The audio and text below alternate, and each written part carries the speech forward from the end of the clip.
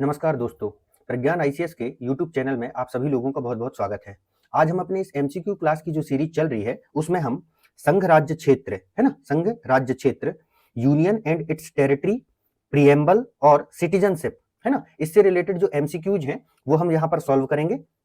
और साथ में जो है कुछ जो कॉन्सेप्चुअल जो सवाल हैं, अवधारणात्मक सवाल हैं, जिनके आधार पर बाद में जो प्रश्न बनाए जाते हैं, मतलब जिनके आधार पर फैक्ट्स बनाए जाते हैं, उस तरीके के भी एमसीक्यू को हम जो यहाँ पर जो है वह सॉल्व करने का प्रयास करेंगे। और मैं आपको बता दूं कि इस ये जो हमने कंटेंट बनाया है वो बहुत सारे पीवाईक्यूज और पीवाईक्यू में भी कुछ सेलेक्टिव पीवाईक्यू, मतलब जो प्रीवियस ईयर के क्वेश्चन है, वेरियस स्टेट पीसीएस एग्जाम जो हुए हैं, यूपीएससी के एग्जाम जो है, उनको हमने यूज किया है। मतलब जैसे दृष्टि घटना चक्र, ल्यूसेंट ऑब्जेक्टिव, है ना, एसएससी के प्रैक्टिस सेट, पीएससी के लिए जो प्रैक्टिस सेट आते हैं, उन सबको जो है हमने यहाँ पर यूज कर लिया है। ठीक है, और उनके जो महत्वपूर्ण प्रश्न हैं, मतलब जिनकी जो पोटेंशियल रिपीट होने की बहुत ज्यादा होती है, उन्हीं क्वेश्चंस को जो है हमने यहाँ पर एज ए प्रैक्टिस के लिए यूज किया हुआ है। तो आप सब लोग जो है क्लास से जुड़िए और फिर कमेंट सेक्शन में आप क्या सोचते हैं क्लास को लेकर के, जो है आपकी क्या ओपिनियन है, वो भी हमें आप साथ में जो है बताते चलिएगा, ताकि हमको पता रहे कि हमें अपने नेक्स्ट क्लास में जो है किस तरीके से और क्या नया करना चाहिए और क्या सुधार करना चाहिए। ठीक है, तो चलिए पहला क्वेश्चन देखते हैं हम लोग। पहला क्वेश्चन है हमारा, ये कह रहा है निम्नलिखित में से कौन से कथन भारतीय संविधान की प्रस्तावना के बारे में सही है। ठीक है, which of the following statement about the preamble of the Indian constitution are correct, है ना? तो पहला स्टेटमेंट है इसमें, यह संविधान का अविभाज्य भाग है। It is an integral part of the constitution. ठीक है, नेक्स्ट स्टेटमेंट है, यह संविधान निर्माण के मूल उद्देश्यों को प्रकट करती है। It reveals the basic objective of the constitution. कौन? प्रीएम्बल या प्रस्तावना, है ना? थर्ड स्टेटमेंट है, इसे संविधान संशोधन के द्वारा बदला जा सकता है। और फोर्थ स्टेटमेंट है, यह न्यायालय द्वारा परिवर्तनीय है। It is enforceable in court of law. तो इसमें से हमें यह बताना है कि प्रीएम्बल से रिलेटेड कौन कौन से स्टेटमेंट यहाँ पर सही है। चलिए देखते हैं, आंसर तक हम लोग पहुंचने की कोशिश करते हैं।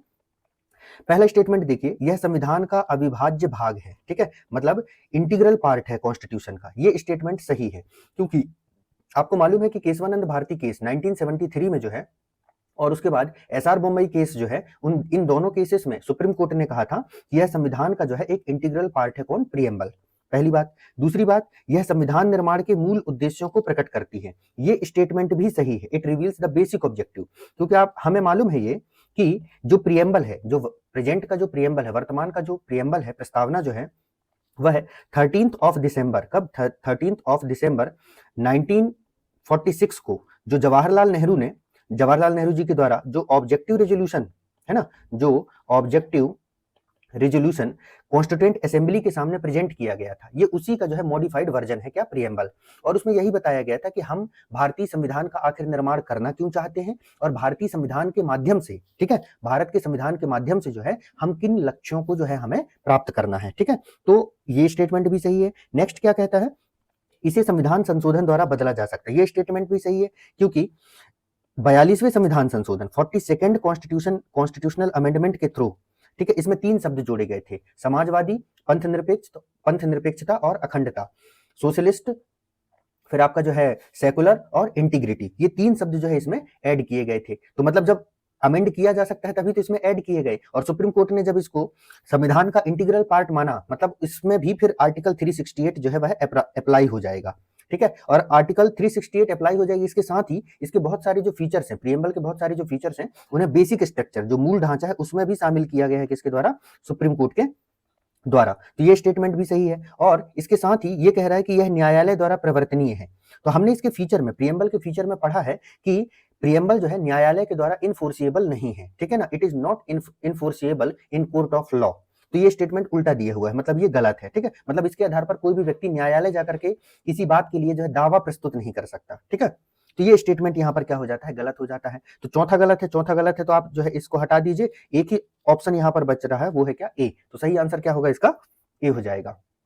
नेक्स्ट क्वेश्चन देखते हैं हम लोग। नेक्स्ट क्वेश्चन हमारा क्या कहता है, निम्नलिखित भारतीय राज्यों का उनके निर्माण के अनुसार कालानुक्रम बनाएं। ठीक है, arrange the following Indian state in chronological order of their formation. मतलब इनके निर्माण के आधार पर जो है हमको क्या करना है? कालानुक्रम व्यवस्थित करना है, मतलब कब किसका निर्माण हुआ है।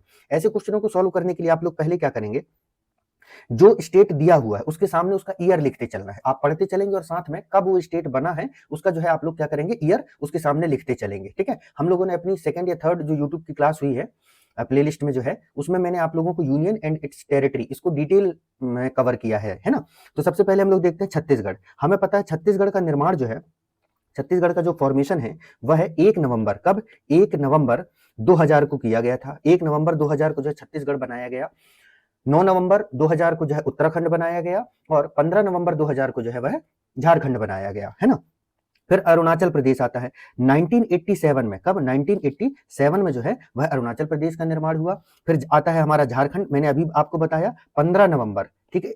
ये तीन जो राज्य हैं 15 नवंबर 2000 को क्या बना, झारखंड बना। और सिक्किम को जो है निर्माण है वह किया गया 1975 में। कब किया गया, 1975 में। हाँ, मैं ये बता रहा था कि ये तीन राज्य छत्तीसगढ़, उत्तराखंड और झारखंड, इन तीनों राज्यों के केस में आप डेट भी याद रखना, क्योंकि दिमाग कई बार कंफ्यूज हो जाता है। अब यहीं पर देखिए, आप मान लीजिए केवल ईयर याद कर लें, ठीक है, कि यार छत्तीसगढ़ का निर्माण जो है 2000 में हुआ था, झारखंड का निर्माण भी 2000 में हुआ था। अब इस टाइप के क्वेश्चन को फिर आप सॉल्व नहीं कर पाएंगे। क्यों? क्योंकि एग्जामिनर ने यहाँ खेल खेल लिया। कैसे खेल खेला कि उसने छत्तीसगढ़ और झारखंड दोनों दे दिया। अब अगर आपको डेट नहीं पता है तब आप इसको कैसे अरेंज करेंगे, क्योंकि आपको सिर्फ 2000 पता है। चलो महीना भी पता चल जाए कि यार नवंबर 2000 में इनका निर्माण किया गया था, इन राज्यों को बनाया गया था, तब भी आप आंसर तक नहीं पहुंच पाएंगे। तो ये तीन राज्यों में, इन तीन राज्यों के केस में ही आपको जो है वह क्या करना है, डेट भी याद रखना है, ठीक है। 2000 में बनाया गया था, उसके बाद सीधे आप लोगों को पता है कि फिर हमारे यहाँ जो है 2 जून को, कब है ना, 2 जून को, 2 जून 2014 को जो है वह फिर तेलंगाना का निर्माण किया गया है। खैर, तो अब हम इसको अरेंज करते हैं। देखिए पहले नंबर पर क्या आ जाएगा आपका, सबसे पहले नंबर पर सिक्किम, उसके बाद में जो है अरुणाचल प्रदेश, उसके बाद में छत्तीसगढ़, उसके बाद में झारखंड। कहाँ है भैया ऑप्शन, जहां पर जो है आपका चौथा दूसरा है ना, काटो पहले तो, चौथा दूसरा पहला तीसरा, बी ऑप्शन सही हो जाएगा, ठीक है। क्या सही हो जाएगा यहाँ पर जो है वह आपका जो है वह बी ऑप्शन जो है यहाँ पर सही हो जाएगा, है ना। नेक्स्ट क्वेश्चन देखते हैं हम लोग। नेक्स्ट क्वेश्चन हमारा क्या कहता है कि राज्य पुनर्गठन आयोग ने 1 नवंबर 1956 को कितने राज्य व संघ राज्य क्षेत्र बनाए। जो राज्य पुनर्गठन आयोग ने कितने बनाए, तो इसमें पहला ऑप्शन है आपका 14 राज्य एवं 6 संघ राज्य, 4 state and 6 UTs, 17 state and 6 UTs, 14 state and 8 UTs, 17 state and 8 UTs.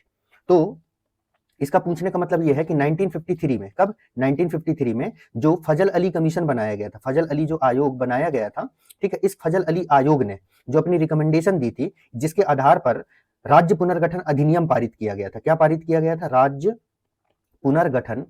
पुनर्गठन जो है अधिनियम पारित किया गया था। राज्य पुनर्गठन अधिनियम पारित किया गया था कब, 1956 में। इसके आधार पर कितने स्टेट और यूटी बनाए गए थे, तो इसका सही आंसर है ए। क्या है सही answer, A. 14 state and 6 UTs जो है वो बनाए गए थे राज्य पुनर्गठन आयोग की सिफारिश के आधार पर, ठीक है।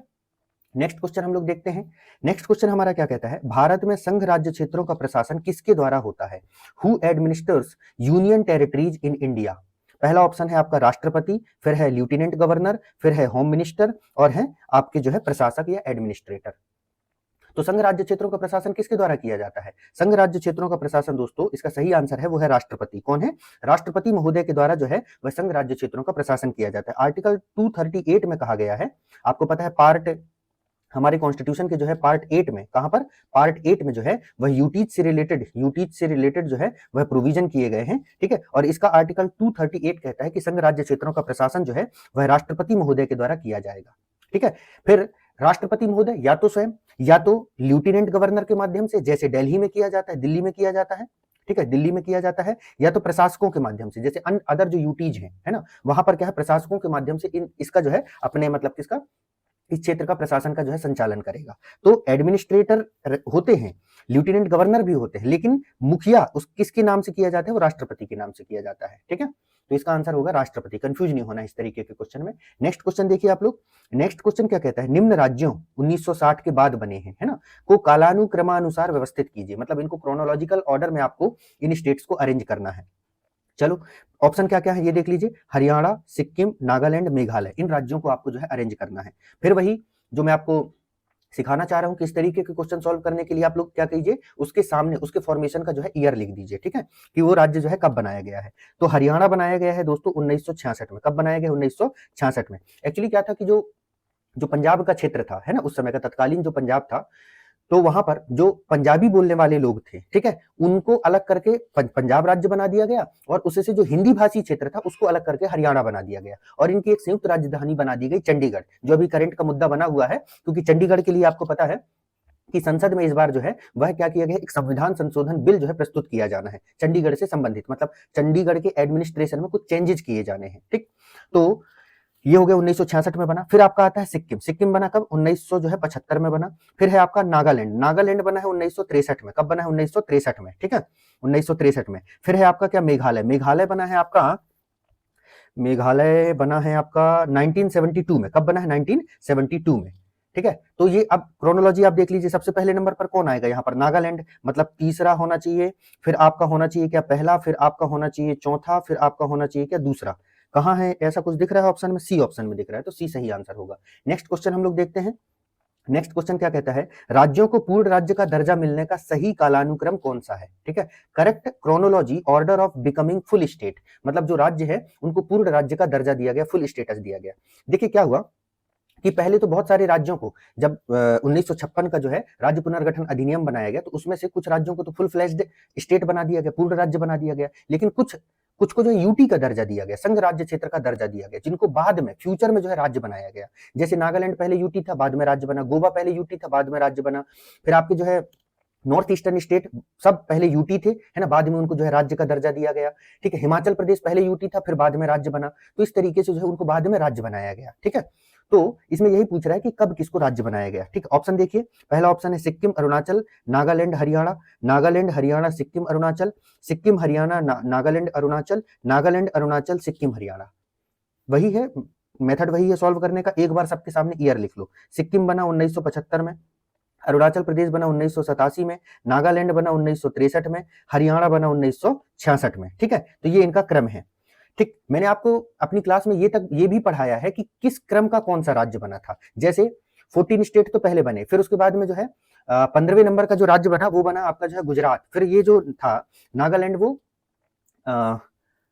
हाँ, नागालैंड जो बना था वो 16वें नंबर का राज्य बना था। फिर उसके बाद में जो है हरियाणा बना, तो हरियाणा जो है 17वें नंबर का राज्य बना। तो क्रम भी बताया था कि कब कौन से नंबर का राज्य बने हैं। ठीक है, तो इस तरीके से उस क्लास को आप लोग देखिएगा, वहां से आपको बहुत इंपॉर्टेंट जानकारियां जो है मिलेंगी। तो यहाँ पर देखिए, अब इसमें देख लीजिए, नागालैंड जहां पहले हो, उसके बाद में हरियाणा हो, नागालैंड हो, उसके बाद में हरियाणा हो, उसके बाद में जो है सिक्किम हो, और सिक्किम के बाद में अरुणाचल प्रदेश हो। बी ऑप्शन जो है सही होगा इसका सही आंसर। ठीक है, नेक्स्ट क्वेश्चन देखिए। नेक्स्ट क्वेश्चन क्या कहता है? संविधान में हमारे राष्ट्र का उल्लेख किन नामों से हुआ है? By what name has our nation been referred to in the constitution, मतलब संविधान में भारत देश के लिए किन नामों का उल्लेख किया गया है। यह क्वेश्चन पूछा गया है राजस्थान के पेपर में 2003 में। कब पूछा गया है? राजस्थान के पेपर 2003 में। इसी क्वेश्चन को एज इट इज एमपीपीएससी के द्वारा रिपीट किया गया है। इसी क्वेश्चन को यूपीएससी के द्वारा रिपीट किया गया है। यूपीएससी का एग्जैक्ट ईयर मुझे याद नहीं है, लेकिन जहां तक मैं रिकॉल कर पा रहा हूं, शायद 2020-21 में जो है ये क्वेश्चन पूछा गया था। क्या क्या अब ऑप्शन में क्या क्या है देख लीजिए। भारत व इंडिया नाम दिया गया है, केवल भारत कहा गया है, हिंदुस्तान व इंडिया कहा गया है, भारत, हिंदुस्तान व इंडिया कहा गया है।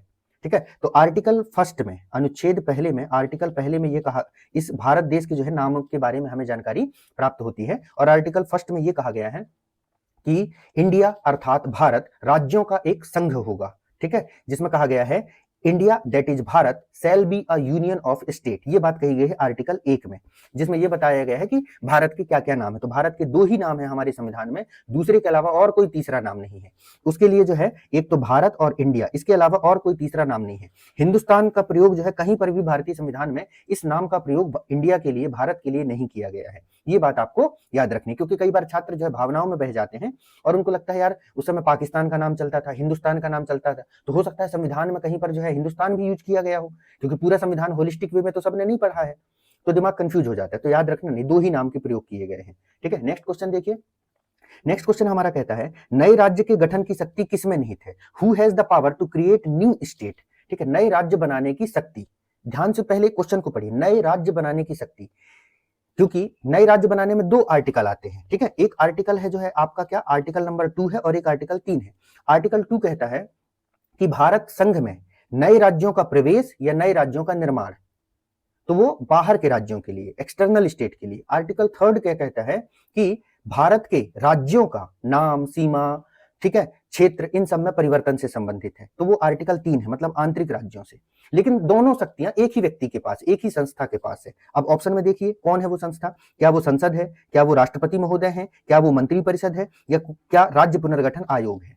ठीक है, किसके द्वारा जो है ये शक्ति जो है किस में निहित है, मतलब कौन करेगा ये काम। ठीक है, मान लीजिए जैसे इन फ्यूचर कभी ऐसा हो कि उत्तर प्रदेश से कोई एक और नया राज्य बनाना हो, ठीक है, या बिहार से कोई नया राज्य बनाना हो, जैसे आसाम में बोडो लैंड की मांग की जा रही है तो बोडो टेरिटरी बनाना हो, बोडो राज्य बनाना हो, तो ये कौन करेगा, ये शक्ति किसके पास है, तो ये शक्ति है दोस्तों संसद के पास। ठीक है, केवल और केवल संसद के पास है, राज्य विधायिकाओं के पास में, स्टेट लेजिस्लेचर के पास में जो है इससे रिलेटेड कोई पावर नहीं है, ये बात आप लोग याद रखिएगा। ठीक है, ये काम आर्टिकल 2 और 3 में जो बातें बताई गई, जो शक्तियां दी गई हैं, वो शक्तियां संसद की है। किसकी है, संसद की। ठीक है, नेक्स्ट क्वेश्चन हम लोग देखते हैं। नेक्स्ट क्वेश्चन हमारा क्या कहता है संविधान के अनुच्छेद 1 के अनुसार भारत है। ठीक है, संविधान 1 के अनुच्छेद 1 के अनुसार भारत है। पहला ऑप्शन है आपका राज्यों का समूह, अ ग्रुप ऑफ स्टेट, राज्यों का federation, a federation of state, राज्यों का confederation, a confederation of state, राज्यों का union, a union of state. अभी इससे पहले हमने क्वेश्चन सॉल्व किया था, वहां मैंने आपको आर्टिकल 1 के बारे में बताया था कि उसमें कहा गया है इंडिया अर्थात भारत राज्यों का एक संघ होगा। क्या होगा, राज्यों का एक संघ होगा। और इंग्लिश में उसके लिए यूज किया गया है India that is Bharat shall be a union of state. तो वहां पर क्या किया गया, यूनियन ऑफ स्टेट शब्द का यूज किया गया। किसका यूज किया गया, यूनियन ऑफ स्टेट, राज्यों का संघ यूज किया गया। हमारे संविधान में फेडरेशन शब्द का यूज नहीं किया गया, राज्यों का समूह ये भी यूज नहीं किया गया है, कन्फेडरेशन की तो बात ही नहीं है। ठीक है, तो इसका सही आंसर होगा डी। ठीक, आप लोग थोड़ा सा समझ लीजिए, ग्रुप ऑफ स्टेट इसको तो अलग कीजिए। फेडरेशन क्या है, मतलब एक ट्रू फेडरेशन, ट्रू फेडरेशन। इसकी बात जो है ये बात की गई है कहां पर, अमेरिका में। ठीक है, अमेरिका जो है एक ट्रू फेडरल कंट्री, एक आदर्श संघीय व्यवस्था जो है वहां पर पाई जाती है, जहां पर केंद्र और राज्य दोनों शक्तिशाली होते हैं। लेकिन भारत में क्या है, यूनियन ऑफ स्टेट है। क्या है, union of state. Union of state में क्या होता है, इस व्यवस्था में क्या होता है, केंद्र जो है वह ज्यादा शक्तिशाली होता है। क्या होता है, अधिक शक्तिशाली होता है एज कंपेयर टू स्टेट। राज्यों की तुलना में जो है वह केंद्र जो है वह क्या होता है, अधिक शक्तिशाली होता है। देखिए आर्टिकल 3 के तहत जो है भारत की संसद जो वर्तमान में प्रेजेंट जो राज्य हैं उनकी सीमा में परिवर्तन, नाम में परिवर्तन, क्षेत्र में परिवर्तन कर सकता है। लेकिन अमेरिका में ऐसा नहीं है। अमेरिका में आर्टिकल 3 जैसा कोई प्रोविजन नहीं है। वहां पर जो राज्य बन गए तो बन गए। ठीक, अब वहां पर यूनियन या केंद्र के द्वारा इस तरीके के परिवर्तन नहीं किए जा सकते हैं, है ना। तो केंद्र क्या होता है, अधिक शक्तिशाली होता है। थोड़ा सा अगर और टेक्निकल समझे, आप लोग पीएससी के भी छात्र हैं, तो आप लोग ऐसे समझ लीजिए कि अमेरिका में जो है वह जो स्टेट है उनका निर्माण हुआ है, अमेरिका का जो निर्माण हुआ है उसके लिए कहा जाता है कमिंग टुगेदर। क्या है वो, कमिंग टुगेदर, है ना। मतलब वहां पर जो है राज्य खुद से आए, मतलब स्वयं से आए और उन्होंने कहा कि हम सब मिलकर के यूनाइटेड स्टेट ऑफ अमेरिका बनाएंगे। खुद से आकर के उन्होंने कहा कि हम यूनाइटेड स्टेट ऑफ अमेरिका बनाएंगे। ठीक है, एक ये होता है। जैसे शहरों में बच्चे स्कूल खुद से जाते हैं, खुद से पढ़ना चाहते हैं। और गांवों में क्या होता है, अब इसमें भारत में क्या हुआ, भारत में राज्य सब अलग अलग स्वतंत्र रहना चाहते थे। अब जम्मू कश्मीर को देखिए, जो जम्मू कश्मीर के जो शासक थे वो पहले जो है जो विलय पत्र था उसमें दस्तखत नहीं कर रहे थे। जूनागढ़ पाकिस्तान में मिलना चाहता था, हैदराबाद स्वतंत्र रहना चाहता था। अभी भी देखिए तमिलनाडु जो है भारत से अलग होने की बात करता है, पंजाब में खालिस्तान की मांग उठाई जाती है। तो क्या हुआ कि भारत के राज्य जो है ना, भारत में जो राज्य थे उस समय अंग्रेजों के समय में, मतलब 1947 में जब भारत आजाद हुआ था, तो वो लोग क्या है भारत में मिलना नहीं चाह रहे थे, मतलब भारत से पृथक अलग होकर के रहना चाह रहे थे। तो ऐसे कंडीशन में आपको पता है कि हम किन्हें, सरदार वल्लभ भाई पटेल को जो है वह क्या कहते हैं, आयरन मैन ऑफ इंडिया कहते हैं। ठीक है, क्यों कहते हैं आयरन मैन ऑफ इंडिया, उन्होंने क्या किया, इन सभी राज्यों को पकड़ा और कहा चलो आओ भारत संघ में आप शामिल हो और हम एक भारत संघ का निर्माण करेंगे। तो भारत के लिए कहा जाता है कि भारत जो राज्य क्षेत्र है वह क्या है, ब्रिंगिंग टुगेदर है। कैसा है, ब्रिंगिंग टुगेदर टाइप का जो है वह हमारा जो है फेडरेशन है, यूनियन है। ठीक है, तो यहां पर क्या हो रहा है, हमने राज्यों को लाया है। जैसे गांवों में होता है ना, मास्टर साहब घर से पकड़ के लेके आते हैं बच्चों को, चलो स्कूल में पढ़ोगे। अभी सोशल मीडिया में मैं शायद कुछ ऐसा देख रहा था, तो उसमें क्या हुआ, एक मास्टर उस अपने स्टूडेंट को बोलता है तुमको स्कूल में भेजा किसने है, जब तुमको ये चीजें नहीं आती। उससे कुछ क्वेश्चन पूछते हैं तो वो कहता है अरे मास्टर मैं तो स्कूल आ ही नहीं रहा था, मुझे तो पकड़ के लाए हैं, है ना। तो इस तरीके के होता है। तो यहाँ पर भी यही सिस्टम है। ठीक ठीक, चलो आगे बढ़ते हैं। नेक्स्ट क्वेश्चन देखते हैं हम लोग। नेक्स्ट क्वेश्चन है हमारा क्या, नेक्स्ट क्वेश्चन है नए राज्य के सृजन हेतु संविधान की कौन सी अनुसूची संशोधित होती है। Creation of a new state require amendment to which schedule, मतलब किस शेड्यूल में जो है संशोधन किया जाता है। ऑप्शन है आपके 5वीं अनुसूची में, 3री अनुसूची में, 2री अनुसूची में, पहली अनुसूची में। ठीक है, अब आप याद कीजिए किस अनुसूची का क्या विषय है। 5वीं अनुसूची में क्या बात की गई, 5वीं अनुसूची में बात की गई है आपका जो है अनुसूचित एवं जनजातीय क्षेत्रों का प्रशासन, administration related to schedule and tribal area. तो 5वीं अनुसूची तो नहीं है। 3री अनुसूची में क्या बात की गई है भैया, तीसरी अनुसूची में बात की गई है शपथ की, ठीक है, ओथ एंड अफर्मेशन से रिलेटेड बात की गई है। दूसरी अनुसूची में क्या है, वेतन एवं भत्ते है। तो एक ही अनुसूची है, पहली अनुसूची में आपको पता है यूनियन एंड इट्स टेरिटरी का जो है वर्णन किया गया, संघ और उसके राज्य क्षेत्र का जो है वर्णन किया गया है। तो सही आंसर क्या होगा, डी। नेक्स्ट क्वेश्चन देखते हैं हम लोग। नेक्स्ट क्वेश्चन है आपका कथन कारण वाला है, ठीक है। कथन कारण में क्या कह रहा है, पहला कथन क्या कह रहा है, कथन कह रहा है कि भारत संघ नहीं है, कथन कह रहा है कि India is not a federation, ठीक है। और कारण यहां पर क्या कह रहा है, उसका कारण क्या बताया जा रहा है कि संसद राज्य की सीमा, क्षेत्र व नाम बदल सकती है। रीजन कह रहा है parliament can alter a state boundary, area और नेम विदाउट इट्स कंसेंट। मतलब संसद के पास ये पावर है कि वह राज्यों की सहमति के बिना उसके नाम, क्षेत्र, सीमा में जो है परिवर्तन किया जा सकता है संसद के द्वारा। इसलिए भारत एक संघ नहीं है। अब इसको पढ़ेंगे भी ऐसे ही, मैं आपको बताते चल रहा हूं कैसे पढ़ना है। तो आप इसको ऐसे पढ़िए, भारत एक संघ नहीं है क्योंकि संसद राज्य की सीमा, क्षेत्र व नाम बदल सकती है। ये इसको उल्टा करके पढ़ लीजिए, संसद राज्य की सीमा, क्षेत्र व नाम बदल सकती है, इसलिए भारत एक संघ नहीं है। अब आप कथन कारण में आ जाइए, मतलब ऑप्शन देख लीजिए। तो मैं आपको तो ये बता दूं कि क्या सही है क्या गलत है। आप लोग एक बार ट्राई कर लीजिए कि आपके हिसाब से क्या आंसर होना चाहिए, कमेंट में बताइए, ठीक है। और उसके बाद फिर मैं आपको आंसर बताता हूं। तो देखिए, भारत एक संघ नहीं है, ये स्टेटमेंट तो गलत है भैया, कथन जो है वो गलत है। तो जहां पर भी ए गलत है, मतलब ए सही है, तो ए व आर दोनों सही है, गलत ऑप्शन। ए तथा आर दोनों सही, गलत ऑप्शन। ए सही, आर गलत, गलत ऑप्शन। अब एक ही ऑप्शन बचता है कि आर गलत है, और सॉरी ए गलत है और आर सही है। तो इसका सही आंसर है डी, और ये सत्य बात भी है। ये तो हमको पता है, ये आर्टिकल 3 है भाई, ये जो है आर्टिकल क्या है, 3, ठीक है। और मैं हमेशा से उत्तर प्रदेश पीसीएस का जो है फैन रहा हूं, ठीक है। मतलब उस वो जो क्वेश्चन बनाता है ना, मतलब उत्तर प्रदेश पीसीएस के द्वारा जो क्वेश्चन बनाया जाता है, वो मतलब लाजवाब क्वेश्चन बनाया जाता है। मतलब कुछ क्वेश्चन तो सच में एकदम लाजवाब रहते हैं। मतलब वो आपके जो है कॉन्सेप्ट को इस तरीके से परखता है। यूपीएससी की बात नहीं कर रहा हूं, देखिए यूपीएससी तो क्या करता है कि मल्टीपल डायमेंशन से क्वेश्चंस बनाता है, लेकिन स्टेट पीसीएस में मैं बात कर रहा हूं कि स्टेट पीसीएस में यूपीएस उत्तर प्रदेश इतना बढ़िया क्वेश्चन बनाता है, कुछ क्वेश्चन ऐसे सेट करता है कि जब तक आप अच्छे से स्टडी नहीं किए क्वेश्चन सॉल्व नहीं कर पाएंगे। तो ये आर्टिकल 3 की डेफिनेशन है और ये सही है, एज इट इज आर्टिकल 3 में यही बात कही गई है। लेकिन भारत एक संघ है, हमने तो पहले ही कहा है, यूनियन जो है उसमें है, ठीक है। तो India is not a federation, federation है, बस हमने फेडरेशन शब्द की जगह यूनियन शब्द यूज किया है। और यूनियन क्यों किया है ये मैंने आपको इसके पहले वाले क्वेश्चन में एक्सप्लेन कर दिया है, ठीक है। तो सही आंसर क्या है इसका, डी हो जाएगा। नेक्स्ट क्वेश्चन देखिए, नेक्स्ट क्वेश्चन हमारा क्या कहता है, भाषा के आधार पर राज्यों के गठन हेतु राज्य पुनर्गठन आयोग की स्थापना कब की गई थी, ठीक है। State reorganisation commission for formation of state on linguistic basis setup, मतलब व्हेन वाज सेटअप, मतलब कब बनाया गया था। पहला ऑप्शन है 1856 में, 1953 में, 1957 में, 1960 में, 1856 में, 1853 में, 1857 में और 1960 में। सॉरी 1953, 1957 और 1960 कब बनाया गया था, कब बनाया गया था राज्य पुनर्गठन आयोग, फजल अली की अध्यक्षता में, फजल अली आयोग भी कहते हैं जिसे। सही आंसर है बी इसका, ठीक है, बी। जितने लोगों ने सही लगाया हुआ अपना पीठ ऐसे थपथपा ले खुद से, ठीक है। जो अपना सही लगाते चल रहे हैं, मैंने आपको बताया ना तरीका, एक पेज लेना है, मैं जब तक क्वेश्चन रीड करता हूं आप लोगों को आंसर जो है मार्क करके रख लेना है। आपको मेरा इंतजार नहीं करना कि जब सर बताएंगे तब मैं लगाऊंगा, आप लगा लीजिए, आपको मिलाते चलना है अपने आप, तभी तो प्रैक्टिस होगा ना। बहुत जल्द कुछ ऐसा सिस्टम मैं डेवलप करूंगा इसमें कि मैं पोल का ऑप्शन ओपन कर दूंगा। तो उसमें जो है आप सब लोग क्या करेंगे, आपको टाइम दिया जाएगा 30 सेकंड का, उतनी देर में जो है आप लोग क्या करेंगे, कमेंट सेक्शन में अपने आंसर्स जो है मतलब देंगे, और फिर उसके बाद फिर मैं आपको सही आंसर बताया करूंगा, ठीक है। नेक्स्ट क्वेश्चन हम लोग देखते हैं, वो क्या है, निम्न कथनों पर विचार कीजिए और कूट की सहायता से बताइए कि इनमें से कौन सही है। Consider the following statement and identify which are correct. इन कथनों पर विचार करो और आप लोगों को बताना है कि इसमें से क्या सही है, ठीक है। पहला ऑप्शन आप लोग देखिए, पहला जो स्टेटमेंट है वो देखिए क्या कहा गया है, क्या कह रहा है कि संविधान में यूनियन ऑफ स्टेट शब्द का प्रयोग हुआ है क्योंकि भारतीय राज्यों को अलग होने का अधिकार नहीं है।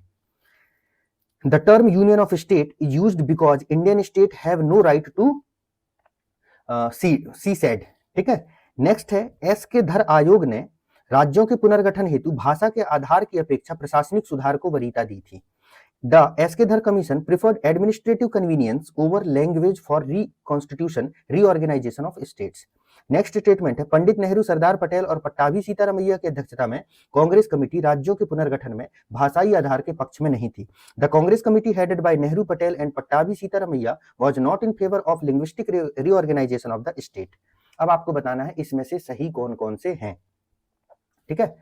बहुत बढ़िया, बहुत सुंदर प्रश्न है ये, और इस प्रश्न को इस अपनी क्लास में जो है रखने का उद्देश्य यही है कि इस प्रश्न के माध्यम से हम यहाँ पर जो है 4 फैक्ट तैयार करने वाले हैं, 4 फैक्ट, ठीक है। इसके माध्यम से आपके जो 4 फैक्ट के नॉलेज का टेस्ट हो रहा है यहाँ पर, ठीक है। जिनको ये 4 फैक्ट याद होंगे वो इस आंसर को जो है सही कर जाएंगे। कैसे? पहला देखिए, संविधान में यूनियन ऑफ स्टेट शब्द का प्रयोग हुआ है क्योंकि भारतीय राज्यों को अलग होने का अधिकार नहीं है। अभी थोड़ी देर पहले मैंने आपको एक्सप्लेन किया था कि हमारे कॉन्स्टिट्यूशन में ब्रिंगिंग टुगेदर टाइप का, मतलब उनको पकड़ के लाया गया है राज्यों को, ठीक है, तो वो वाला है। और हमने यूनियन ऑफ स्टेट को शब्द का प्रयोग किया है, जिसका मतलब यही है कि ये यूनियन है और हमारे यहाँ पर राज्यों को अलग होने का अधिकार नहीं है, संघ से राज्यों को अलग होने का अधिकार नहीं है। इसीलिए भारत के संदर्भ में कहा जाता है, इंडिया के संदर्भ में कहा जाता है कि भारत जो है विनाशी राज्यों का, ठीक है, क्या है, विनाशी राज्यों का अविनाशी संघ है। कैसा है? अविनाशी संघ है, ठीक है। India is a union, indestructible union of destructible state, मतलब विनाशी राज्यों का मतलब राज्य का विनाश हो सकता है। अगर संसद जिस दिन चाहे कि मध्य प्रदेश को समाप्त करना है, संसद जो है उसको समाप्त कर सकती है। अगर संसद चाह ले कि भैया मध्य प्रदेश और छत्तीसगढ़ को मिलाकर के एक नए राज्य का निर्माण करना है, संसद जो है ऐसा कर सकती है, मतलब संसद के द्वारा जो है ये किया जा सकता है। लेकिन अमेरिका के संदर्भ में ये जस्ट अपोजिट है। अमेरिका के संदर्भ में क्या है? अमेरिका के संदर्भ में कहा जाता है कि अमेरिका अविनाशी राज्यों का, ठीक है, अविनाशी राज्यों का। आज थोड़ी मुझे बोलने में प्रॉब्लम हो रही है, आप लोग थोड़ा माफ कीजिएगा मुझे, क्योंकि थोड़ा मुंह में शायद ठंडी भी बहुत ज्यादा पड़ रही है ना, और शायद कुछ छाले वाले हो गए हैं ऐसा लग रहा है मुझे। तो और दिन भर ये भी रहता है कि सुबह से शाम तक कंटिन्यूस क्लासेस रहती है, तो दिन भर बोलना होता है। और ये वीडियो जो है मैं जनरली शाम को रिकॉर्डिंग करता हूँ, तो मतलब थकान भी हो जाती है, तो एकदम थकान की वजह से ये होने लगता है ना कि कई बार कई वर्ड्स जो है स्लिप हो जाते हैं। तो उसके लिए मैं आप लोगों से क्षमा चाहूंगा अगर मैं कुछ गलत प्रोनाउंस कर दूं तो, ठीक है। तो इसमें अमेरिका के संदर्भ में क्या कहा गया है? अविनाशी राज्यों का अविनाशी संघ। क्या कहा गया है? अविनाशी राज्यों का जो है अविनाशी संघ कहा गया है इसके संदर्भ में, है ना। तो मतलब अमेरिका में क्या है, ना तो राज्यों का विनाश हो सकता है, ना तो जो है यूनियन का विनाश हो सकता है, मतलब ना तो राज्यों का डिस्ट्रक्शन हो सकता है, ना तो यूनियन का डिस्ट्रक्शन हो सकता है। तो पहला स्टेटमेंट यहाँ पर क्या है? सही है। दूसरा स्टेटमेंट क्या कहता है? एसके धर आयोग ने राज्यों के पुनर्गठन हेतु भाषा के आधार की अपेक्षा प्रशासनिक सुधार को वरीयता दी। एकदम सही स्टेटमेंट है।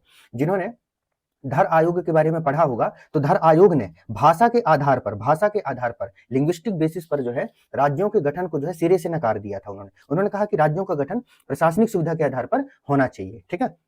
फिर बाद में इसीलिए जो है जब फजल अली कमीशन बना, तो फजल अली कमीशन के द्वारा भाषा को राज्यों के गठन का आधार माना गया, लेकिन केवल एकमात्र आधार नहीं माना गया। उन्होंने भाषा को भी आधार बनाया और प्रशासनिक सुविधा, एडमिनिस्ट्रेटिव जो है कन्वीनियंस को भी जो है आधार बनाया। दोनों के आधार पर राज्यों का गठन किया।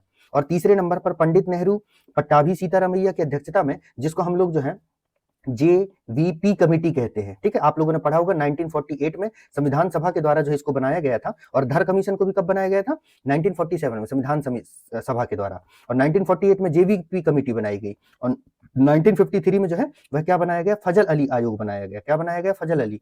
तो JVP कमेटी ने भी धर आयोग की बातों से जो है उन्होंने सहमति जताई और उन्होंने कहा कि जो है भाषा के आधार पर जो है राज्यों का गठन नहीं किया जाना चाहिए। क्यों? क्योंकि यह देश की एकता अखंडता के लिए जो खतरा उत्पन्न करेगा। प्रॉब्लमेटिक है ये, है ना। तो सही आंसर क्या होगा इसका? तीनों सही है, ऑल 3 आर्स करेक्ट, ठीक है। तो देखिए यहाँ पर कितने सारे फैक्ट जो है आपके एक साथ रिवाइज हो गए। नेक्स्ट क्वेश्चन देखते हैं हम लोग। नेक्स्ट क्वेश्चन क्या कहता है हमारा? जो हमारा नेक्स्ट क्वेश्चन है वह नेक्स्ट क्वेश्चन कहता है आपका कि निम्नलिखित में से कौन सा कथन नए राज्यों के निर्माण के बारे में सही नहीं है? Which of the following statement about creation of new state is not correct? पहला ऑप्शन देखिए, पहला ऑप्शन क्या कहता है? संसद विधि द्वारा नए राज्य का निर्माण कर सकती है। पार्लियामेंट में by law form a new state. दूसरा स्टेटमेंट कहता है इस प्रकार की विधि में संविधान की पहली अनुसूची और चौथी अनुसूची में संशोधन का प्रावधान होगा। Such a law shall provide for amendment of the first and the fourth schedule. अगला स्टेटमेंट कहता है इस प्रकार की विधि को अनुच्छेद 368 के प्रयोजनों के लिए संविधान का संशोधन समझा जाएगा। Such a law shall be deemed an amendment of the constitution for the purpose of article 368। Next है इस प्रयोजन के लिए विधेयक संसद में तब तक प्रस्तुत नहीं किया जा सकता जब तक इसे उस राज्य के विधानमंडल को संदर्भित ना कर दिया गया हो। ये क्वेश्चन जो है आप ये समझिए गागर में सागर है। क्या है ये? गागर में सागर। इस क्वेश्चन के माध्यम से जो है ना आप जो part first of Indian constitution और उसमें जो चारों आर्टिकल है, आर्टिकल 1, 2, 3 एंड 4, उनसे रिलेटेड सारे प्रोविजन को एक साथ यहाँ पर समाहित कर दिया गया है। तो ये शक्ति संसद विधि द्वारा नए राज्य का निर्माण कर सकती है। आर्टिकल 3 स्टेटमेंट सही है। ये शक्ति संसद को प्राप्त है। इस प्रकार की विधि में संविधान की पहली अनुसूची और चौथी अनुसूची में संशोधन किया जाएगा। बिल्कुल, पहली अनुसूची को तो हमने देखा ही, संघ और राज्य क्षेत्र उनके नाम के बारे में प्रावधान है। और चौथी अनुसूची में क्या है भैया? चौथी अनुसूची में क्या है? राज्यसभा में सीटों का वितरण, राज्यसभा में सीटों का वितरण। तो जब नया राज्य बनाया जाएगा या किसी राज्य को मिलाकर के जो है वह एक राज्य बनाया जाएगा, तो राज्यसभा में सीटों का वितरण प्रभावित होगा। जैसे जब आंध्र प्रदेश से तेलंगाना को अलग किया गया, तो पहले Andhra Pradesh as a whole उसके पास सीटों की संख्या ज्यादा थी। बाद में उस क्षेत्र में जब तेलंगाना बना, तो उस सीट को जो है आधा आधा दोनों में बांट दिया गया, है ना। तेलंगाना के लिए कुछ सीटें कर दी गई और फिर उसके बाद में जो है आंध्र प्रदेश के लिए कुछ सीटें कर दी गई। तो ये स्टेटमेंट भी सही है। नेक्स्ट क्या कहता है? इस प्रकार की विधि को अनुच्छेद 368 के प्रयोजन के लिए संविधान संशोधन समझा जाएगा। स्टेटमेंट को उल्टा कर दिया है। आर्टिकल 4 में क्या कहा गया है कि संसद आर्टिकल 2 और 3 में जो अपने पावर को यूज करेगी उसे संविधान संशोधन नहीं माना जाएगा। वो बाद में सुप्रीम कोर्ट ने कहा है कि जब किसी क्षेत्र को, भारत के क्षेत्र को किसी अन्य देश को देना हो, बड़े क्षेत्र को, तब संविधान संशोधन की जरूरत पड़ेगी। बेरूबारी केस में ये बात सुप्रीम कोर्ट ने कही है। तो इस बात को उलट दिया गया है, लेकिन ये बात है आर्टिकल 4 की। और फिर नेक्स्ट है, इस प्रयोजन के लिए विधेयक संसद में तब तक प्रस्तुत नहीं किया जा सकता जब तक इसे उस राज्य के संदर्भित न किया जाए। तो आर्टिकल 3 में इसके संबंध में जो है प्रोसीजर दिया हुआ है कि संसद कैसे जो है नए राज्यों का जो है निर्माण कर सकता है। उसकी प्रोसीजर जो है वह आर्टिकल 3 में जो है वह मेंशन की गई है। और ये स्टेटमेंट जो है गलत है। क्या है ये स्टेटमेंट? गलत। इस प्रयोजन के लिए विधेयक संसद में तब तक प्रस्तुत नहीं किया जा सकता जब तक इसे उस राज्य के विधानमंडल को संदर्भित ना कर दिया जाए। और हमसे क्या पूछा है? सही नहीं है। और सी वाला क्या कहता है? इस प्रकार की विधि को अनुच्छेद प्रयोजनों के लिए संविधान का संशोधन समझा जाएगा। तो दो स्टेटमेंट कैसे इसमें जो है सही बैठ रहे हैं, एक मिनट रुकिएगा। इस प्रकार की विधि को अनुच्छेद 368 के प्रयोजन के लिए संविधान का संशोधन समझा जाएगा, ये तो गलत है ना। इसका आंसर सही होगा, इस प्रयोजन के लिए विधेयक संसद में तब तक प्रस्तुत नहीं किया जा सकता जब तक इसे उस राज्य के विधानमंडल को संदर्भित न कर दिया जाए। उस राज्य के विधानमंडल को संदर्भित न कर दिया जाए, मतलब जब तक उसको जो है भेज ना दिया जाए उसके लिए, ठीक है। तो हाँ, ये सही है, माफी चाहूंगा यहाँ पे, ये जो है सही है। ये बात आर्टिकल 3 में कही गई, मतलब जिस राज्य के सीमा क्षेत्र में जो है परिवर्तन करना है, पहले उसको एड्रेस किया जाता है, मतलब उसको जो है इन्फॉर्म किया जाता है। वो अलग बात है कि उसकी सहमति को जो है संसद के द्वारा माना जाएगा नहीं माना जाएगा, वो एक अलग मैटर होता है। तो इसका सही आंसर है सी। क्या है इसका सही आंसर? सी है, क्योंकि सी तो बिल्कुल सीधा सीधा गलत है। मान लीजिए मुझे कंफ्यूज हो जाए दिमाग आपको कि ये सही है या गलत है, जैसे अभी हमारे साथ हुआ, ठीक है, तो भी आपको ये पता है कि आर्टिकल 4 में स्पष्ट रूप से ये बात कही गई है, उसके संविधान संशोधन नहीं समझा जाएगा। तो सही आंसर जो है वह सी होगा इसका। नेक्स्ट क्वेश्चन हम लोग देखते हैं। नेक्स्ट क्वेश्चन है हमारा जो है नेक्स्ट क्वेश्चन, वो आपका क्या है कि निम्नांकित में से कौन से कथन सिक्किम के संबंध में नहीं है? Which of the following statement regarding Sikkim is correct?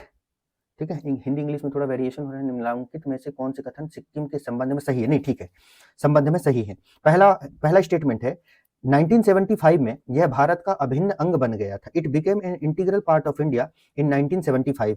इसे वनस्पति शास्त्रियों का स्वर्ग माना जाता है। It is considered a paradise for botanist. इसके मुख्य निवासी लेप्चा लोग हैं। Its main inhabitant are the Lepcha people और लेप्चा ट्राइब। मैं आपको बता दूं, ये तो आपको पता है कि 1975 में ये बनाया गया था। ये भी आपको पता ही होगा, बहुत सारे लोगों को पता है कि यहाँ लेप्चा ट्राइब के जो है लोग रहते हैं। यहाँ आपको थोड़ा कंफ्यूजन हो सकता है कि वनस्पति शास्त्रियों का स्वर्ग माना जाता है कि नहीं। तो आपको पता है कि ये हिमालय के क्षेत्र में जो है तो यहाँ पर विभिन्न प्रकार के औषधि पेड़ पौधे, विभिन्न प्रकार की पौधों की प्रजातियां जो है पाई जाती हैं, है ना। तो ये स्टेटमेंट भी सही है। इसको आपको जो है अपने कॉमन सेंस लगा करके सही करना है, क्योंकि ये तो आप पढ़ेंगे नहीं कहीं पर, कोई भी पॉलिटी का टीचर आपको ये पढ़ाएगा नहीं। लेकिन एग्जामिनर इस तरीके के स्टेटमेंट जो है वह क्वेश्चन में रख के आपके दिमाग को एग्जामिनेशन हॉल में प्रेशराइज्ड करना चाहता है, एक दबाव क्रिएट करना चाहता है। तो आप फिर, क्योंकि दबाव में हमारा जो कॉमन सेंस होता है ना, जो हमारा कॉमन सेंस है वो काम करना बंद कर देता है प्रेशर में। देखिए प्रेशर में छोटी छोटी गलतियां हमसे हो जाती हैं, तो हमें अपने कॉमन सेंस को बचा करके रखना है, ठीक है। तो इसका सही आंसर होगा आपका जो है वो क्या होगा? डी होगा। क्या होगा? डी। नेक्स्ट क्वेश्चन देखते हैं हम लोग। नेक्स्ट क्वेश्चन क्या कहता है हमारा? नेक्स्ट क्वेश्चन हमारा कहता है भारतीय संघ के अंतर्गत, है ना, भारतीय संघ के अंतर्गत किसी राज्य को मिलाने का अधिकार किसको है? Who has the power to admit a state into the union of India? अब देखो, ये आर्टिकल 2 की बात कर रहा है कि आर्टिकल 2 में किसको पावर दिया गया है। ऑप्शन देखिए, ऑप्शन आपका क्या क्या है यहाँ पर? पहला ऑप्शन है भारत के राष्ट्रपति को द प्रेसिडेंट ऑफ इंडिया, प्रधानमंत्री को the prime minister of India, संसद को दी पार्लियामेंट, सर्वोच्च न्यायालय को, दी सुप्रीम कोर्ट को। ठीक है, तो किसको प्राप्त है? मैंने आपको अभी थोड़ी देर पहले बताया था कि आर्टिकल 2 एंड आर्टिकल 3 के तहत जो है ये शक्ति जो है केवल और केवल संसद को प्राप्त है। ठीक है, ये दोनों शक्तियां जो है संसद को प्रदान की गई है। नेक्स्ट क्वेश्चन हम लोग देखते हैं। नेक्स्ट क्वेश्चन क्या है आपका? नेक्स्ट क्वेश्चन, जस्ट मिनट, हाँ, नेक्स्ट क्वेश्चन क्या कह रहा है? नेक्स्ट क्वेश्चन कह रहा है कि भारत में राज्य पुनर्गठन आयोग की संस्तुति के आधार पर राज्यों का पुनर्गठन किस वर्ष किया गया था? In India on the basis of recommendation of the state reorganisation commission, state were reorganised in which year? कब इसको किया गया था? 1947 में, 1951 में, 1956 में, 1966 में? क्या होगा सही आंसर? बहुत इजी क्वेश्चन है भाई। इसका सही आंसर होगा सी, 1953 में बनाया गया था और 1956 में इसे इंप्लीमेंट किया गया था। नेक्स्ट क्वेश्चन देखिए, भाषाई आधार पर भारत में सर्वप्रथम किस राज्य का गठन किया गया था? बहुत अच्छा क्वेश्चन है। Which was the first state formed in India on linguistic basis? ठीक है, ये क्वेश्चन कई बार कई एग्जामों में जो है रिपीट हुआ है, एसएससी में भी ये क्वेश्चन पूछा गया है। तो ऑप्शन है आपके पश्चिम बंगाल, पंजाब, तमिलनाडु, आंध्र प्रदेश। किसका निर्माण जो है वह भाषा के आधार पर जो है भारत में सर्वप्रथम राज्य का निर्माण किया गया था, भाषा को आधार बना करके। तो आप सब लोगों ने इतिहास में पढ़ा होगा, इवन पॉलिटी में भी हम ये लोग पढ़ते हैं कि 1953 में, कब? 1953 में जो है आंध्र प्रदेश राज्य का निर्माण जो है वह भाषा के आधार पर किया गया था। क्यों किया गया था आपको पता है? एक गांधीवादी नेता थे जिनका नाम था श्री रामुल्लू, है ना। ये जो है वह क्या हुए, अनशन पर बैठ गए, आमरण अनशन पर जो है बैठ गए श्री रामुल्लू जी है। और अनशन पर बैठ के उन्होंने यही मांग किया कि जो आंध्र प्रदेश है, ठीक है, जो तेलुगु बोलने वाला जो क्षेत्र है उसको तमिल क्षेत्र से अलग करके, ठीक है, तमिल और कन्नड़ क्षेत्र से अलग करके जो है वह एक अलग राज्य बना दिया जाए, मतलब भाषा के आधार पर जो है आंध्र प्रदेश राज्य का गठन कर दिया जाए, ये मांग थी उनकी। ठीक है, तो ये 12-13 दिन तक जो है अनशन पर बैठे रहे। उसके बाद जो है उनकी डेथ हो गई। तो डेथ होने के बाद क्या हुआ, आंध्र प्रदेश में जो है वह हिंसक जो है एक तरीके का विद्रोह हो गया। तब सरकार दबाव में आई, नेहरू जी की सरकार थी, फिर उन्होंने कहा कि चलो जो है आंध्र प्रदेश का गठन कर दिया जाए, क्योंकि और कोई रास्ता था नहीं जिसके आधार पर जो है वहां जो हिंसा भड़क गई थी उसको जो है कंट्रोल किया जा सके। तो आंध्र प्रदेश पहला राज्य था जहां पर जिसको भाषा के आधार पर बनाया गया था। ठीक है, किसके आधार पर? तेलुगु भाषी क्षेत्र के आधार पर। ठीक है, नेक्स्ट देखते हैं हम लोग। नेक्स्ट क्वेश्चन हमारा क्या है? नेक्स्ट क्वेश्चन है, निम्नलिखित संविधान संशोधनों में से किसके द्वारा सिक्किम को विधिवत भारत संघ के एक पूर्ण राज्य के रूप में सम्मिलित किया गया था? By which constitutional amendment was Sikkim formally included as a full state of Indian union? 34वां संविधान संशोधन, 35वां, 36, 37, कौन सा अमेंडमेंट एक्ट है भाई जिसके माध्यम से सिक्किम को जो है पूर्ण राज्य का दर्जा दिया गया था? ठीक है, तो क्या हुआ सिक्किम के केस में? ऐसा हुआ है, सिक्किम जो है भारत से लगा हुआ क्षेत्र था, सिक्किम जो है एक राजशाही था। ठीक है, क्या था? एक राजशाही था। फिर बाद में वहां के लोगों ने भारत के साथ रहने की जो है अपनी मंशा जाहिर की। ठीक है, सिक्किम के लोगों ने, तो सिक्किम को क्या किया गया, 35वें संविधान संशोधन के माध्यम से जो है सह राज्य का दर्जा दिया गया। किसका राज्य का दर्जा दिया गया? सह राज्य का दर्जा दिया गया, को स्टेट का दर्जा दिया गया, सह राज्य का जो है दर्जा दिया गया, पूर्ण राज्य नहीं बनाया गया। फिर उसके बाद में जब वहां पर जो है एक तरीके से अगर आप कहिएगा तो रेफरेंडम करवा लिया गया, जनमत संग्रह करवा लिया गया। उसके बाद में 36वें संविधान संशोधन के माध्यम से, 36th कॉन्स्टिट्यूशनल अमेंडमेंट के माध्यम से सिक्किम को जो है पूर्ण राज्य का जो है वह दर्जा क्या है, प्रदान किया गया, और सिक्किम जो है भारत का वह क्या हुआ, पूर्ण राज्य बना। ठीक है, तो कमेंट सेक्शन में मुझे बताइए कौन से क्रम का पूर्ण राज्य जो है यह सिक्किम भारत का कौन से क्रम का राज्य बना था? तो इसका सही आंसर है सी। क्या है सही आंसर? सी। तो 2 संविधान संशोधन। अब आप देखिए इस ऑब्जेक्टिव के माध्यम से कितनी सारी चीजें हम लोग साथ में रिवाइज करते जा रहे हैं। संविधान संशोधन भी रिवाइज कर रहे हैं, आर्टिकल्स भी रिवाइज कर रहे हैं, और इसके साथ में और कोई अदर इंपॉर्टेंट फैक्ट्स हैं वो भी रिवाइज कर रहे हैं। तो यहाँ पर आप लोग ये समझिए कि केवल हम लोग ऑब्जेक्टिव सॉल्व नहीं कर रहे हैं, हम मल्टीपल चीजों का रिवीजन भी कर रहे हैं। हमने जो पढ़ा है उसको जो हम प्रैक्टिकली इंप्लीमेंट करने की कोशिश कर रहे हैं। ठीक है, रिकॉल करने की कोशिश कर रहे हैं। ठीक है, नेक्स्ट क्वेश्चन देखिए। नेक्स्ट क्वेश्चन आपका क्या कहता है, लोकसभा में संघीय क्षेत्रों, संघ राज्य क्षेत्रों के लिए कितनी सीटें आरक्षित रखी गई हैं? मतलब यूटीज के लिए कितनी सीट है, ये सिंपल ये पूछ रहा है, यूटीज के लिए लोकसभा में कितनी सीटें हैं? तो लोकसभा के स्ट्रक्चर याद कर लीजिए, बताइए आंसर क्या होगा। लोकसभा में मैक्सिमम 550 हो सकते हैं, लेकिन एट प्रेजेंट कितने हैं? 545। इस 545 में से 543, ठीक है, 543 में से 524 जो है वो होते हैं राज्यों से, बचे कितने? 19।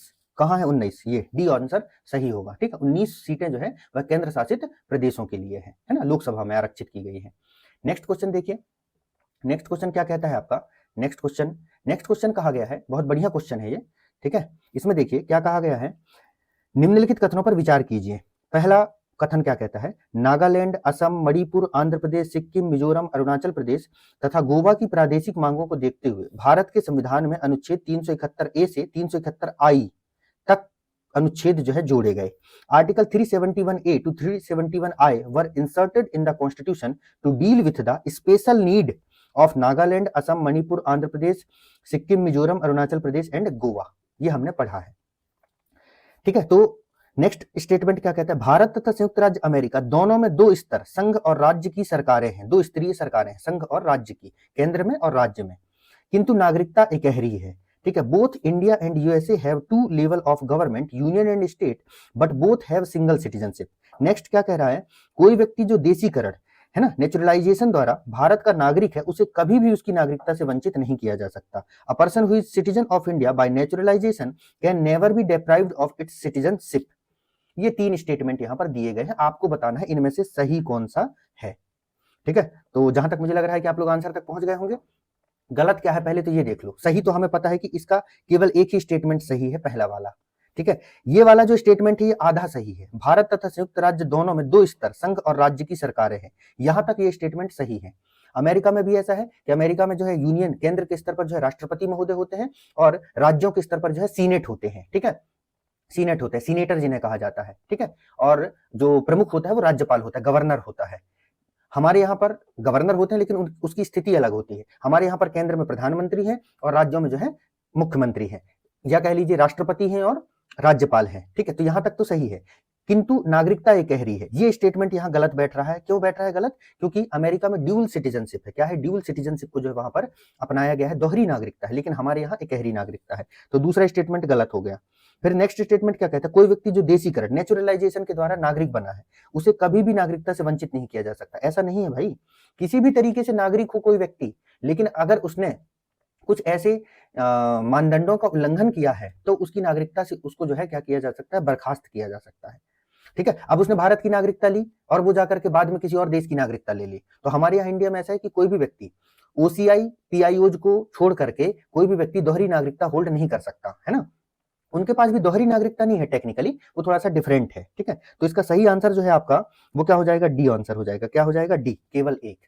नेक्स्ट क्वेश्चन देखिए, नेक्स्ट क्वेश्चन आपका क्या कहता है, किस देश में दोहरी नागरिकता की नीति है, पॉलिसी ऑफ ड्यूल सिटीजनशिप स्वीकार की गई है। अब देखो, ये इससे पहले वाला क्वेश्चन मैंने आपको पढ़ाया, इस क्वेश्चन में ये ईयर नहीं लिखा हुआ है, लेकिन ये ईयर लगभग ये सन 2001 का क्वेश्चन है शायद तक, है ना, उत्तर प्रदेश 2001 का क्वेश्चन है ये। अब यहां पर देखिए, यही क्वेश्चन इसी के एक स्टेटमेंट को लेकर के, सबको नहीं लिया गया क्योंकि एमपीपीएससी इतना लेंदी क्वेश्चन नहीं बनाता, और इवन यूपीपीसीएस खुद इसके एक स्टेटमेंट को लेकर के एक नया क्वेश्चन फ्रेम कर दिए। एमपीपीएससी ने 2006 में, उत्तर प्रदेश ने 2010 में। क्या कह रहा है, किस देश में दोहरी नागरिकता की नीति है स्वीकार की गई है। अभी मैंने वहां आपको बताया है कि भारत में तो भैया सिंगल सिटीजनशिप है, कनाडा में सिंगल सिटीजनशिप है, ऑस्ट्रेलिया में भी सिंगल सिटीजनशिप है, और आपको नहीं भी पता तो आपको ये तो पता है ना कि संयुक्त राज्य अमेरिका में तो ड्यूल सिटीजनशिप है, ठीक है। तो संयुक्त राज्य अमेरिका जब आंखों के सामने है तो भटकना क्यों, ठीक है। अगर आपको ये इन देशों में अगर कहीं जाने का मौका दिया जाए कि आप इन 4 देशों में से जाकर के कहीं बस जाइए, तो आप क्या सेलेक्ट करेंगे, आप सेलेक्ट करेंगे संयुक्त राज्य अमेरिका, क्योंकि यहाँ पर अपॉर्चुनिटीज ज्यादा है और साथ में लिबर्टीज ज्यादा है, ठीक। और कुछ अपनी समस्याएं हैं, पंजाबी व्यक्ति होगा तो वो कनाडा जाने की सोचेगा, ठीक है। भारत कम ही लोग आने का सोचते हैं, केवल जिनको अध्यात्म की जरूरत होती है या जिनको बाजार की जरूरत होती है वही भारत आने की सोचता है। ऑस्ट्रेलिया भी जाते हैं लोग, ऑस्ट्रेलिया भी एक अच्छी कंट्री है। नेक्स्ट क्वेश्चन देखते हैं हम लोग, भारतीय नागरिकता नहीं प्राप्त की जा सकती, Indian citizenship can not be acquired. नागरिकता के संबंध में क्वेश्चन इसलिए प्रैक्टिस करवा रहा हूं क्योंकि आपको पता है कि नागरिकता जो है 2019 के बाद से काफी जो है एक ज्वलंत मुद्दा बना हुआ है ना, इसको लेकर के हमेशा कुछ ना कुछ करंट में बना रहता है। तो अब इसमें से कौन सा मेथड है जिसके माध्यम से भारत की नागरिकता प्राप्त नहीं की जा सकती, बाई बर्थ, अगर मेरा जन्म भारत में हुआ मैं नागरिक बन गया। देशीकरण द्वारा, बाई नेचुरलाइजेशन के द्वारा किसी क्षेत्र पर जो है भारत ने क्या किया, जो है अपना अधिकार जमाया, तो वहां के नागरिक स्वमेव भारत के नागरिक बन जाएंगे। किसी भूभाग के सम्मिलन द्वारा, बाय इनकॉर्पोरेशन ऑफ टेरिटरी, मतलब वही है किसी क्षेत्र को भारत ने अपने में शामिल कर लिया, जैसे सिक्किम को शामिल कर लिया, सिक्किम के जो भी लोग थे वो ऑटोमेटिक जो है भारत के नागरिक बन गए, ठीक है। और भारतीय बैंक में धन जमा करके, मान लो कोई अमेरिका का व्यक्ति हो भारत की नागरिकता लेना चाहता है और वो क्या करेगा कि भारत के एसबीआई में एक अपना खाता खुलवाए और वहां पर पैसा जमा कर दे खूब 2-4 लाख करोड़ रुपए, तो क्या लगता है आपको भारत सरकार उसको नागरिकता दे देगी, ठीक है। ऐसा नहीं है, ठीक है। तो 3 सही है, ये गलत है, ठीक है। डी कोई भी व्यक्ति बैंक में पैसा जमा करके भारत के नागरिक नहीं बन सकता। भारत के नागरिक बनने के 5 तरीके हैं, ठीक है। नेक्स्ट क्वेश्चन देखते हैं हम लोग। नेक्स्ट क्वेश्चन क्या कहता है, भारतीय संविधान में निम्न में से कौन सी नागरिकता प्रदान करता है? भारतीय संविधान निम्न में से कौन सी नागरिकता प्रदान करता है? Which of the following type of citizenship is provided by the constitution of India? क्या दोहरी नागरिकता, सिंगल सिटीजनशिप, उपरोक्त दोनों, उपरोक्त में से कोई नहीं, नन ऑफ द अबव। सही आंसर हमें पता है, एकल नागरिकता प्रदान करता है। नेक्स्ट क्वेश्चन देखते हैं। हाँ, ये अच्छा क्वेश्चन है। भारतीय संविधान में शामिल इकहरी नागरिकता, एकल नागरिकता किस देश के संविधान से प्रेरित है? एमपीपीएससी ने पूछा था 1993 में। इस ऐसे क्वेश्चन रिपीट होने के चांसेस हैं अभी, है ना। ऑप्शन है ब्रिटेन, अमेरिका, कनाडा, आयरलैंड। कहां से प्रेरित है भैया? इकहरी नागरिकता का प्रावधान जो है कहां से प्रेरित है? तो इसका सही आंसर है ब्रिटेन। क्या है इसका सही आंसर? ब्रिटेन। इकहरी नागरिकता का प्रावधान जो है हमने ब्रिटेन से लिया है। नेक्स्ट क्वेश्चन देखिए, वह क्या है, निम्न में से किस स्थिति में किसी भारतीय व्यक्ति की भारतीय नागरिकता समाप्त हो सकती है? In which of the following case can an Indian citizen जो है लॉस हिज इंडियन सिटीजनशिप? मतलब कब एक भारतीय व्यक्ति जिसके पास भारत की नागरिकता है वो समाप्त हो जाएगी? अगर उसने भारतीय नागरिकता का त्याग कर दिया हो, ऑन रेनुसिएशन, पर्यावसन पर, ऑन माइग्रेशन, वंचित किए जाने पर, ऑन डिप्राइवेशन, ठीक है, डिप्रीवेशन। तो कौन सी परिस्थिति है? एंड एक ऑप्शन है उपयुक्त सभी। किस माध्यम से भारत की नागरिकता जो है त्यागी जा सकती है, छोड़ी जा सकती है, समाप्त की जा सकती है? तो सभी सही है इसके जो है, ये सारे जो है। अगर कोई व्यक्ति भारत की नागरिकता का खुद से परित्याग कर दे, जाओ, माइग्रेशन हो जाए तो भी आप चले जाइए। कोई व्यक्ति यहाँ से माइग्रेट कर गया, जाकर के जो अमेरिका में बस गया, ब्रिटेन में बस गया, ऑस्ट्रेलिया में बस गया, ठीक है। और कोई व्यक्ति जो है भारत में अगर लगातार 180 दिन से ज्यादा बाहर रहता है तो उसके लिए एनआरआई है, तो वो एनआरआई और फिर बाद में जाकर के वो परमानेंट उधर बच जाए तो भारत की नागरिकता समाप्त कर दे। बाय जो डेप्रीवेशन, मतलब कोई ऐसा व्यक्ति है जिसको नागरिकता प्रदान की गई थी लेकिन वो भारत के खिलाफ ही कोई गतिविधि कर रहा है या कोई और कारण है और उसकी नागरिकता को भारत सरकार ने समाप्त कर दिया हो, तब ऐसी कंडीशन में जो है ये जो है नागरिकता को समाप्त किया जा सकता है। नागरिकता वाला चैप्टर इंपॉर्टेंट है दोस्तों, उसको अच्छे से पढ़ लीजिएगा। नेक्स्ट क्वेश्चन देखते हैं हम लोग। भारत में निम्नलिखित राज्यों के बनाने के सही कालानुक्रम की पहचान कूट से कीजिए। Identify the correct chronological order of creation of the following state in India. पहला स्टेटमेंट क्या है भैया? आंध्र प्रदेश, फिर है हिमाचल प्रदेश, फिर है हरियाणा, फिर है सिक्किम। चलो ईयर लिखते चले। आंध्र प्रदेश बना है कब भैया? अभी हम थोड़ी देर पहले देखे थे, 1953 में जो है आंध्र प्रदेश का जो है गठन किया गया है। कब किया गया है? 1953 में जो है वह आंध्र प्रदेश का जो है गठन किया गया है। पहला हो गया। फिर है आपका क्या? हिमाचल प्रदेश। हिमाचल प्रदेश का गठन कब किया गया है? मैंने आपको बताया था ऐसे ही 1971 में किया गया है। हरियाणा का किया गया है 1966 में। सिक्किम का किया गया है 1975 में। अब देखो ये चीजें आप बार बार सुन रहे हो ना, तो ये आपकी मेमोरी में फीड होते जा रही है, ठीक है। इस क्लास को देखने का यही बेनिफिट होने वाला है। तो 1975 में अब सबसे पहले कौन सा हुआ है? 1, फिर कौन सा हुआ है? 3, फिर कौन सा हुआ है? 2, फिर कौन सा हुआ है? 4। कहां है? 1, 3, 2, 4, बी, ये सही आंसर होगा। नेक्स्ट क्वेश्चन देखिए। भारत के संविधान के उद्देश्यों में से एक के रूप में आर्थिक न्याय का किसमें उपबंध किया गया है? यहां पर यह पूछा, भारत के संविधान के as one of the objective of the constitution of India economic justice is provided in, मतलब इकोनॉमिक जस्टिस की बात जो है कहां पर की गई है? ऑप्शन देखिए आपके, उद्देशिका और मूल अधिकार में, दी प्रिएम्बल एंड फंडामेंटल राइट, उद्देशिका और राज्य की नीति निर्देशक तत्व में, दी प्रिएम्बल एंड डीपीएसपी, मूल अधिकार और राज्य की नीति निर्देशक तत्व, fundamental right and DPSP, and none of the above. क्या है सही आंसर भैया इसका? ठीक है, बताइए भाइयों एवं बहनों, देवियों एवं सज्जनों, क्या होगा इसका सही आंसर? ठीक है, आर्थिक न्याय की बात कहां कहां की गई है आप मुझे बताइए। ठीक है, तो एक आर्थिक न्याय मैंने आपको जब पढ़ाया है तो मैंने आपको बताया था कि उद्देशिका, प्रिएम्बल में तो ये बात की गई है 3 प्रकार के न्याय, सामाजिक, राजनीतिक और आर्थिक। ठीक है, 3 प्रकार के न्याय की बात की गई है उद्देशिका में, तो उद्देशिका तो होगा पहली बात। अब आता है मूल अधिकार और डीपीएसपी। तो जब पढ़ाया है मैंने तो मैंने आपको बताया है कि मूल अधिकार राजनीतिक न्याय को इंश्योर करने के लिए, राजनीतिक न्याय को स्थापित करने के लिए है। ठीक है, तो मैंने आपको इस तरीके से इसको पढ़ाया है कि आपके जो फंडामेंटल राइट है ये इंश्योर करते हैं पॉलिटिकल जस्टिस को। किसको इंश्योर करते हैं? पॉलिटिकल जस्टिस को। और जो आपके डीपीएसपी हैं ये जो है इंश्योर करते हैं सोशल एंड इकोनॉमिकल जस्टिस को। किसको? इकोनॉमिकल जो है जस्टिस को इंश्योर करते हैं, सोशल एंड इकोनॉमिकल जस्टिस को इंश्योर करते हैं। और सुप्रीम कोर्ट ने मिनर्वा मिल्स के जो है अपने वर्डिक्ट में यही कहा है कि फंडामेंटल और डीपीएसपी एक ही गाड़ी के 2 पहिए हैं। ठीक है, और ये दोनों मिलकर के जो है भारत को बनाते हैं एक कल्याणकारी राष्ट्र। क्या बनाते हैं? एक वेलफेयर जो है स्टेट बनाते हैं, एक कल्याणकारी जो है राज्य का निर्माण करते हैं। और प्रिएम्बल में जो बात की गई है सामाजिक, राजनीतिक और आर्थिक न्याय, इन दोनों को इंश्योर करते हैं फंडामेंटल राइट और डीपीएसपी। लेकिन यहाँ पूछा गया है आर्थिक न्याय, तो आर्थिक न्याय की बात डीपीएसपी में की गई है और प्रियम्बल में की गई है। तो जहां ये दोनों दिख जाएं, बी में ये मुझे दिख रहे हैं, मतलब ये सही आंसर इसका बी होगा। इसलिए ध्यान से पढ़ने की जरूरत होती है चीजों को, ठीक है। नेक्स्ट क्वेश्चन देखिए आप, नेक्स्ट क्वेश्चन आपका क्या कह रहा है, भारत के संदर्भ में संसदीय शासन प्रणाली में निम्नलिखित में से कौन सा सही सिद्धांत संस्थागत रूप में निहित है। In the context of India which of the following principle are institutionally embodied in the parliamentary system of government, ठीक है, मतलब कौन सी चीजें हैं वह इसमें निहित है पार्लियामेंट्री सिस्टम। अगर आप पार्लियामेंट्री सिस्टम पढ़े तो आप बहुत इजीली इसका आंसर लगा लेंगे। पहला, मंत्रिमंडल के सदस्य संसद के सदस्य होते हैं। Member of the council of minister are member of parliament. जब तक मंत्रियों को संसद का विश्वास प्राप्त रहता है तब तक ही वो अपने पद पर बने रहते हैं। Minister remain in office as long as they enjoy the confidence of the parliament. राज्य का अध्यक्ष ही मंत्रिमंडल का अध्यक्ष होता है। The head of the state is also the head of council of minister.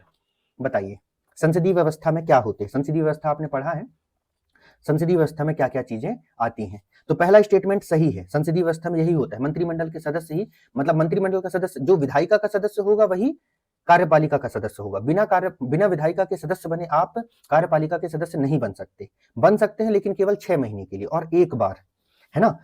जब तक मंत्रियों को, इसी को तो कहा जाता है मेजोरिटी का शासन होता है, मेजोरिटी रूल होता है, मतलब जब तक संसद में आपका बहुमत है तब तक जो है आप जो है मंत्री बने, मतलब आपका जो मंत्रिमंडल है वो बना रहेगा। जैसे ही संसद में आपकी मेजोरिटी खत्म, मतलब आपकी एग्जीक्यूटिव कार्यपालिका भी गई, तो ये स्टेटमेंट भी सही है। और तीसरा स्टेटमेंट थोड़ा सा बदल दिया है, हेड ऑफ द स्टेट मतलब प्रेसिडेंट, भारत के केस में प्रेसिडेंट। और अगर हम ब्रिटेन की बात करें तो वहां कौन हो गए, क्राउन, ठीक है। भारत के केस में प्रेसिडेंट, ब्रिटेन के केस में क्राउन। क्यों? क्योंकि हमने पार्लियामेंट्री सिस्टम कहां से लिया है, ब्रिटेन से। तो is also the head of council of minister. अरे काउंसिल ऑफ मिनिस्टर का जो हेड मुखिया होता है, आर्टिकल 74 कहता है कि राष्ट्रपति को सहायता एवं सलाह देने के लिए एक मंत्री परिषद होगी जिसका मुखिया जो है वह प्रधानमंत्री महोदय होंगे, ठीक है। तो उसमें आर्टिकल 74 में कहा गया है for the aid and advice there is a council of minister headed by the prime minister. ये बात कही गई है आर्टिकल 74 में। तो इसके मुखिया तो होते हैं भैया प्रधानमंत्री। तो ये स्टेटमेंट हो गया गलत, और ये स्टेटमेंट गलत हो गया तो जहां जहां 3 दिख रहा है उसको गलत कर दो, आंसर आ जाएगा ए, ठीक है। 1 2 ये 2 ऑप्शन जो है सही है। नेक्स्ट क्वेश्चन देखिए, नेक्स्ट क्वेश्चन कहता है निम्नलिखित में से कौन सा सही है, अध्यक्षात्मक शासन प्रणाली की विशेषता है। इसमें पूछा गया है कि आपको ये जो ऑप्शन है इसमें से कौन जो है there are feature of presidential system of government, और करेक्ट स्टेटमेंट आपको बताना है। पहला ऑप्शन है कार्यकारिणी का प्रमुख राष्ट्रपति होता है, the president is the head of executive. राष्ट्रपति अपने मंत्रिपरिषद का चयन स्वयं करता है, the president is himself select the council of minister. राष्ट्रपति व्यवस्थापिका को भंग नहीं कर सकता, the president can not dissolve the legislature. और ऊपर वर्णित सभी तथ्य सही है, all of the above statement is correct.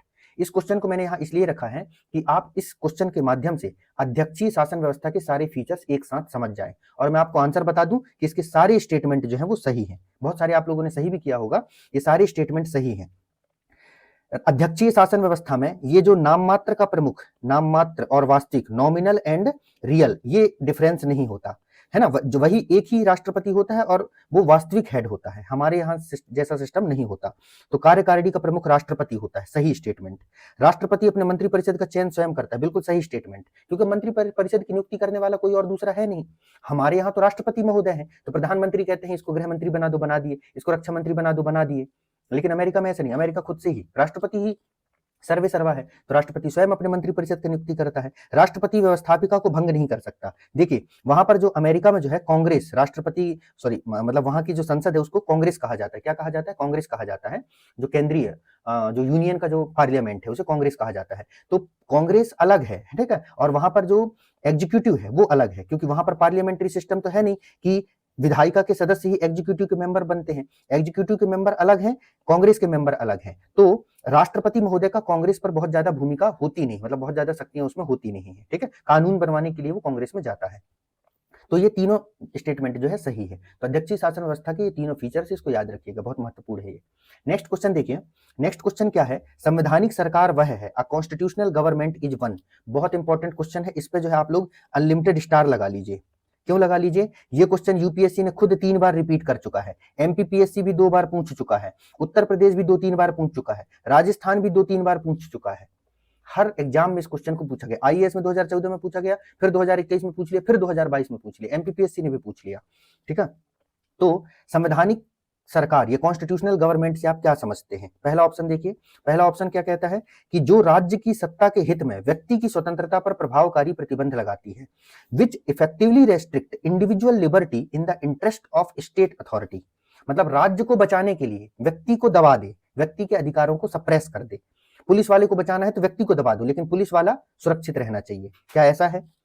ठीक है, और नेक्स्ट स्टेटमेंट है, जो व्यक्ति की स्वतंत्रता के हित में राज्य की सत्ता पर प्रभावकारी प्रतिबंध लगाती है, which effectively restrict the authority of state in the interest of individual liberty. मतलब अगर पुलिस वाला किसी व्यक्ति को थाने ले जाके मारपीट करता है तो हमारे पास एक संस्था है नेशनल ह्यूमन राइट कमीशन, हम वहां शिकायत कर सकते हैं।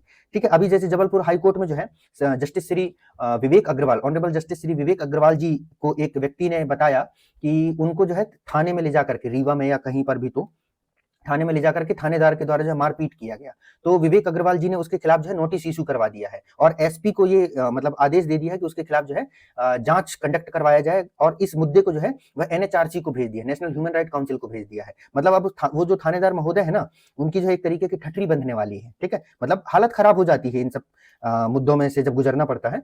तो यहां पर क्या हुआ, व्यक्ति को बचाने के लिए, व्यक्ति के अधिकारों को बचाने के लिए राज्य की शक्तियों को क्या कर दिया गया, सप्रेस कर दिया गया।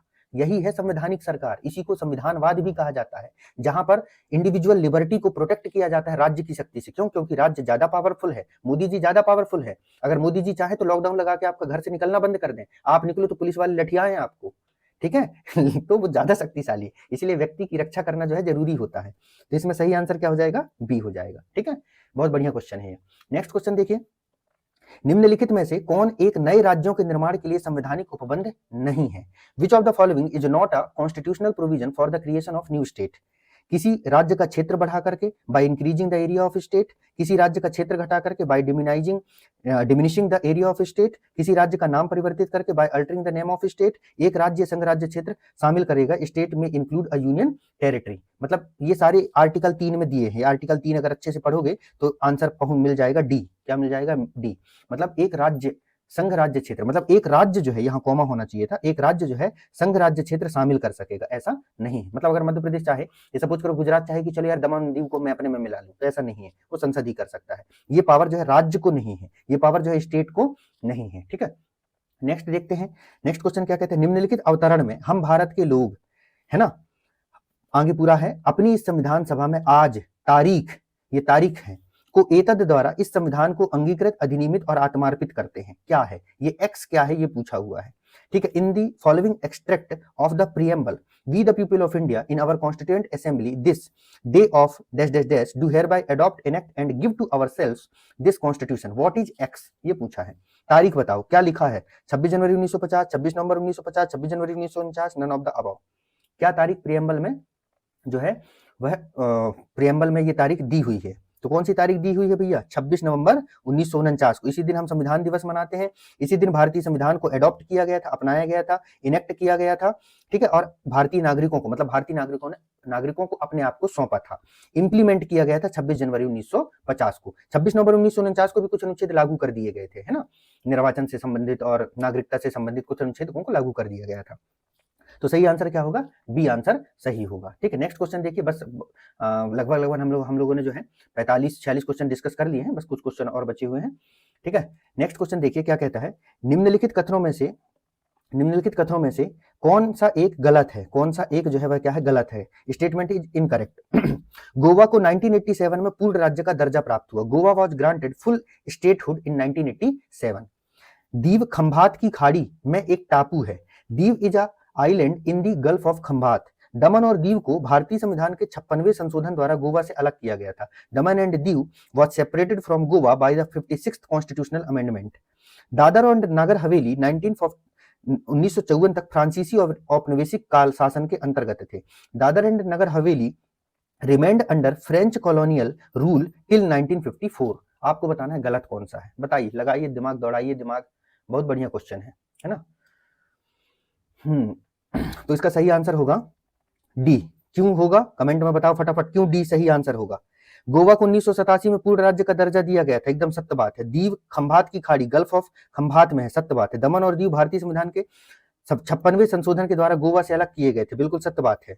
ठीक है, गोवा को पूर्ण राज्य का दर्जा दे दिया गया था और दमन और दीव को जो है अलग कर दिया गया था। ठीक है, और दादर और नगर हवेली फ्रांसीसी औपनिवेशिक शासन से संबंधित थे। अरे भैया, फ्रांसीसी नहीं, पुर्तगाली से संबंधित थे। किससे संबंधित थे? पुर्तगाली शासन से संबंधित थे। फ्रांसीसी शासन से संबंधित था क्या? पौंडीचेरी। ठीक है, पौंडीचेरी, माहे, है ना, कराईकल, ये सब जो थे वह संबंधित थे किससे? यनम। ठीक है, यनम, ये सब जो थे, हाँ, ये सब थे संबंधित थे किससे? फ्रांसीसी से। ठीक है, जो अभी जो है पौंडीचेरी के भाग हैं। ठीक है, फ्रांस ने यहाँ पर जो है कब्जा करके रखा था। ठीक, और जो आपका क्या ये दादर और नगर हवेली, गोवा, है ना, ये वाला जो क्षेत्र, क्योंकि देखो वास्को डिगामा बीजापुर में आया था। ठीक है, तो जमोरिन ने उसका स्वागत किया था और आपको पता है कि वो भारत का जो है वह क्या था? पश्चिमी तट में पहुंचा था। ठीक है, पश्चिमी तट। ठीक, तो यहां पर क्या हो रहा है कि इसी क्षेत्र में जो है पुर्तगीज जो है, पुर्तगालियों का क्या हुआ था? पुर्तगाली स्प्रेड किए थे और उन्होंने क्या हुआ, आपको पता है कि पुर्तगाली के एक गवर्नर थे जिनको नाम था अल्बुकर्क। तो उन्होंने जो है गोवा के क्षेत्र को आधिपत्य कर लिया था, इस पूरे क्षेत्र में। यहां तक कि मुंबई के क्षेत्र पर भी जो है पुर्तगालियों का ही शासन था। वो तो मुंबई को पुर्तगालियों ने जो है ना दहेज के रूप में जो है ब्रिटेन को दे दिया था। ठीक है, तो ये पुर्तगालियों के शासन से संबंधित है ना। मतलब सोचो, भारतीयों की ये स्थिति करके रखे थे वो लोग कि हमारे क्षेत्र को, हमारे देश के क्षेत्र को जो है दहेज के रूप में अदला बदली कर रहे थे। वहां शादियां हो रही थी राजा महाराजाओं की। ठीक है, तो ब्रिटेन के किसी राजा की शादी हुई होगी, एग्जैक्ट तो मुझे याद नहीं है। तो वहां पर क्या हुआ, पुर्तगाल के द्वारा जो बंबई को जो है ब्रिटेन को दहेज के रूप में दिया गया। बताइए, ये कोई बात होती है क्या? है ना। नेक्स्ट क्वेश्चन देखिए, कावेरी जल विवाद के अंतर्गत शामिल राज्य है। The Kaveri water dispute involve which of the following state and UT? किससे संबंधित है? पहले तो आप मुझे बताइए, कावेरी जल विवाद प्राधिकरण कब बनाया गया था और रिवर वाटर डिस्प्यूट ट्रिब्यूनल से संबंधित आर्टिकल कौन सा है? नदी जल विवाद से संबंधित जो है अनुच्छेद कौन सा है, आपको ये बताना है। तो इसमें से कौन कौन से संबंधित ऑप्शन देख लीजिए, फिर मैं आपको सही आंसर बताता हूं। ठीक है, इसका सही आंसर है डी। ये संबंधित है कर्नाटक, तमिलनाडु, पौंडीचेरी और केरल से। ठीक है, आंध्र प्रदेश में कंफ्यूज मत होना, आंध्र प्रदेश का कावेरी रिवर से कोई लेना देना है नहीं। ठीक है, महाराष्ट्र का भी कोई लेना देना नहीं है, क्योंकि कावेरी नदी का उद्गम ही कहां से होता है? कर्नाटक के ब्रह्मगिरी पहाड़ियों से होता है, ब्रह्मगिरी हिल्स से उद्गम होता है। ब्रह्मगिरी हिल्स से जो है इस तरीके से जो उद्गम होने के बाद जो है ये जो है तमिलनाडु में प्रवेश कर जाती है। कहां पर प्रवेश कर जाती है? तमिलनाडु में जो है इनका जो प्रवेश हो जाती है और फिर प्रवेश हो जाता है। ठीक है, ठीक, थोड़ा सा ये मैप यहाँ पर बन नहीं पा रहा है। फिर आपको पता है कि यहाँ पर जो कावेरी का डेल्टा बनता है, फिर यहाँ पर जो केरल है, तो केरल ये वाला जो पूरा क्षेत्र यहाँ पर कावेरी बेसिन है और पौंडीचेरी भी यहाँ सिचुएटेड है, पौंडीचेरी का एक क्षेत्र। तो ये चारों राज्यों से संबंधित है। ठीक है, नेक्स्ट क्वेश्चन देखिए। नेक्स्ट क्वेश्चन आपका क्या कहता है? भारत में संघीय व्यवस्था से संबंधित निम्न कथनों में से कौन सा सही है? Which of the following statement regarding the federal system in India is correct? ये अच्छा क्वेश्चन इसलिए रखा है क्योंकि इससे आपके कॉन्सेप्ट और फैक्ट दोनों चीजें एक साथ क्लियर होने वाली है। पहला स्टेटमेंट देखिए क्या कहता है, संविधान शासन की मूल संरचना के लिए एक संघीय व्यवस्था की प्रस्तावना करता है। The constitution provide a federal system as the basic structure of governance. एकात्मक झुकाव का उसमें सशक्त मिश्रण है। It has a strong unitary bias. दोनों संघ तथा राज्य विधायिकाएं प्रभु सत्ता संपन्न है। Both union and state legislatures are sovereign. विधायिकी, वित्तीय तथा न्यायिक शक्तियां संघ तथा उसकी इकाइयों के मध्य विभाजित हैं। Legislative, financial and judicial power are divided between the union and its unit. ये सारे स्टेटमेंट आपको बताना है इसमें से कौन कौन से सही है। चलो, पहला स्टेटमेंट सही है क्योंकि संघ का मतलब ही यही है और ये बात कही भी गई है कि संविधान शासन की मूल संरचना के लिए संघीय व्यवस्था को अपनाया गया है। केंद्र और राज्यों के मध्य जो है शक्तियों का बंटवारा किया गया है। 7th schedule. हमारे संविधान के हम फीचर में भी देखते हैं कि भारत का संघ जो है कुछ एकात्मकता की ओर जो है झुका हुआ है, तो उसमें जो है यूनिटरी बायस है। ठीक है, जैसे आपातकालीन प्रावधान हो जाना, राष्ट्रपति रूल है, तब ऐसे कंडीशन में क्या होता है, राज्य की शक्तियां केंद्र के पास आ जाती हैं। फिर दोनों संघ तथा राज्य विधायिकाएं प्रभु सत्ता संपन्न, ये स्टेटमेंट गलत है। देखिए, संघ तो प्रभु सत्ता संपन्न है लेकिन राज्य की विधायिकाएं प्रभु सत्ता संपन्न नहीं है। क्यों? इसका उदाहरण देखिए, समवर्ती सूची में, समवर्ती सूची में मतलब कंकरेंट लिस्ट में अगर दोनों ने कानून बनाया, मतलब केंद्र ने भी कानून बनाया और राज्य ने भी कानून बनाया, तो किसका कानून प्रभावी होता है? केंद्र का कानून प्रभावी होता है। क्यों? क्योंकि संसद संप्रभु है। राज्य का कानून उस सीमा तक समाप्त हो जाता है जहां तक वह केंद्र के कानून का उल्लंघन करता है। मतलब अगर मान लीजिए राज्य का कानून यहां तक केंद्र के कानून का उल्लंघन करता है तो इसको जो है समाप्त कर दिया जाएगा। ठीक है, तो राज्य की विधायिका संप्रभु नहीं है। ठीक है, ये तब होती है जब राष्ट्रपति इसको जो है इम्यूनिटी प्रोवाइड कर दे, एक दशा है उसको अलग रहने दीजिए। विधायिका वित्तीय तथा न्यायिक शक्तियां संघ तथा उसकी इकाइयों के मध्य विभाजित है। चलो, विधायिका तो विभाजित है और वित्तीय शक्तियां भी विभाजित है। प्रशासनिक, विधायी और वित्तीय शक्तियां विभाजित हैं, लेकिन न्यायिक शक्तियां विभाजित नहीं है। न्यायपालिका हमारे यहाँ इंटीग्रेटेड है। कैसी है? एकीकृत है, इंटीग्रेटेड जुडिशरी है भाइयों। ठीक है, देवी और सज्जनों को ध्यान दीजिए, इंटीग्रेटेड जुडिशरी है हमारे यहाँ पर, मतलब न्यायिक शक्तियां जो है विभाजित नहीं है। ठीक है, एक दूसरे से मतलब उसको जो है इस तरीके से बनाया गया है। ठीक है, तो इंटीग्रेटेड जुडिशरी है। नेक्स्ट देखिए, तो इसका सही आंसर क्या हो जाएगा भाई? दो, तीसरा और चौथा गलत है, तो सही आंसर हो जाएगा बी। क्या हो जाएगा सही आंसर? बी। नेक्स्ट क्वेश्चन देखते हैं हम लोग। नेक्स्ट क्वेश्चन है वह ये है कि निम्नलिखित में से किसने भारतीय संविधान की प्रस्तावना को हमारे संप्रभु प्रजातांत्रिक गणतंत्र की जन्म कुंडली कहा है? Who describe the preamble of the Indian constitution as the horoscope of our sovereign democratic republic? ये किसने कहा है? मतलब प्रस्तावना को भारत की जन्म कुंडली किसने कहा है? क्या जवाहरलाल नेहरू जी ने कहा है, वल्लभ भाई पटेल ने कहा है, बी आर अम्बेडकर ने कहा है, के एम मुंशी ने कहा है? तो आपको क्या याद रखना है, ये बात कही है किसने? के एम मुंशी जी ने। किसने की है? के एम मुंशी जी ने की है। जवाहरलाल नेहरू वल्लभ भाई पटेल को थोड़ी देर छोड़िए, बी आर अम्बेडकर जी ने है। बी आर अम्बेडकर जी ने जो है आर्टिकल 32 को जो है वह क्या कहा है? संविधान की आत्मा कहा है। क्या कहा है? संविधान की आत्मा जो है वह आर्टिकल 32 को कहा गया। के एम मुंशी जी ने ये वाला स्टेटमेंट तो दिया ही है, और साथ में प्रस्तावना को, किसको? प्रस्तावना को, साथ में जो है प्रियम्बल को, प्रस्तावना को जो है, प्रस्तावना को इन्होंने क्या कहा है? प्रस्तावना को इन्होंने संविधान की आत्मा कहा है। के एम मुंशी ने। किसने? के एम मुंशी ने भारतीय संविधान की आत्मा किसे कहा है? प्रस्तावना को कहा है। और साथ में भारतीय प्रजातांत्रिक गणतंत्र की जन्म कुंडली, horoscope of the our sovereign democratic republic कहा है। तो के एम मुंशी जी का नाम याद रखना। तो ऐसे कुछ स्टेटमेंट हैं, उनको आप लोगों को याद रखते चलना है। ठीक है, नेक्स्ट क्वेश्चन, ये दो क्वेश्चन अभी जो आने वाले हैं दोस्तों, है ना, ये दो क्वेश्चन, ये आपका जो है एक तरीके से ये समझ लीजिए, या आपके दिमाग की जो है कसरत होने वाली है। यहाँ पर क्या होने वाली? कसरत। ठीक है, मैं थोड़ा एडजस्ट नहीं हो पा रहा हूँ। चलिए पहले तो मैं अपने आप को एडजस्ट करने का प्रयास करता हूँ। तो एडजस्ट करने के लिए मैं क्या करता हूँ, थोड़ा सा मैं अपने स्वरूप को जो है छोटा कर लेता हूँ। क्या कर लेता हूँ? छोटा कर लेता हूँ, लघु स्वरूप। देखिए मेरे पास जो है कुछ दिव्य शक्तियां हैं, मैं आपको बता दूं, क्योंकि जैसे पुराने समय में आप लोग जो टीवी सीरियल देखे होंगे ना, उसमें होता था ना कि कोई अपने स्वरूप को बड़ा कर लेता था, छोटा कर लेता था, तो ये शक्ति मुझे भी प्राप्त है। ठीक है, चलो क्वेश्चन देखते हैं। वो क्या है आपका? कथन ए है ना, कथन ए आपका है क्या? कथन ए और कारण। कथन क्या कहता है कि भारत की संघात्मक संरचना का मुख्य उद्देश्य, भारत की संघात्मक संरचना का मुख्य उद्देश्य इसकी बहुआयामी विविधताओं में से एक राष्ट्र का निर्माण करना और राष्ट्रीय एकता को संरक्षित करना था। The main objective of India's federal structure was to build one nation out of its multi-dimensional diversities and to preserve national unity. ये कथन है। कारण क्या कहता है? कारण क्या कह रहा है भैया?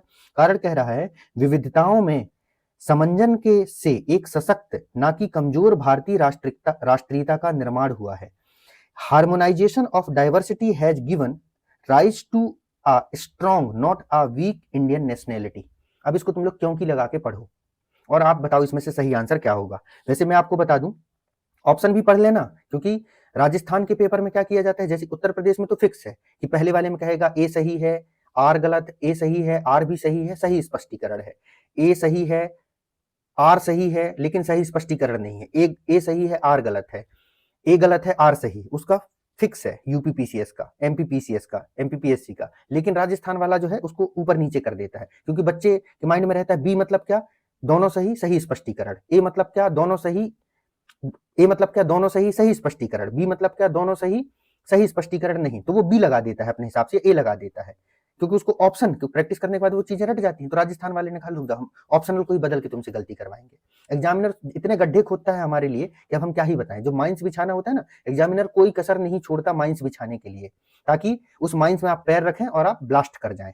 ठीक है, तो पहला स्टेटमेंट मतलब कथन जो है इसका, कथन ए जो है वो सही है। भारत में जो संघात्मक व्यवस्था को अपनाने के पीछे का कारण ही यही था कि भारत की विविधता का समायोजन करना। किसका समायोजन करना?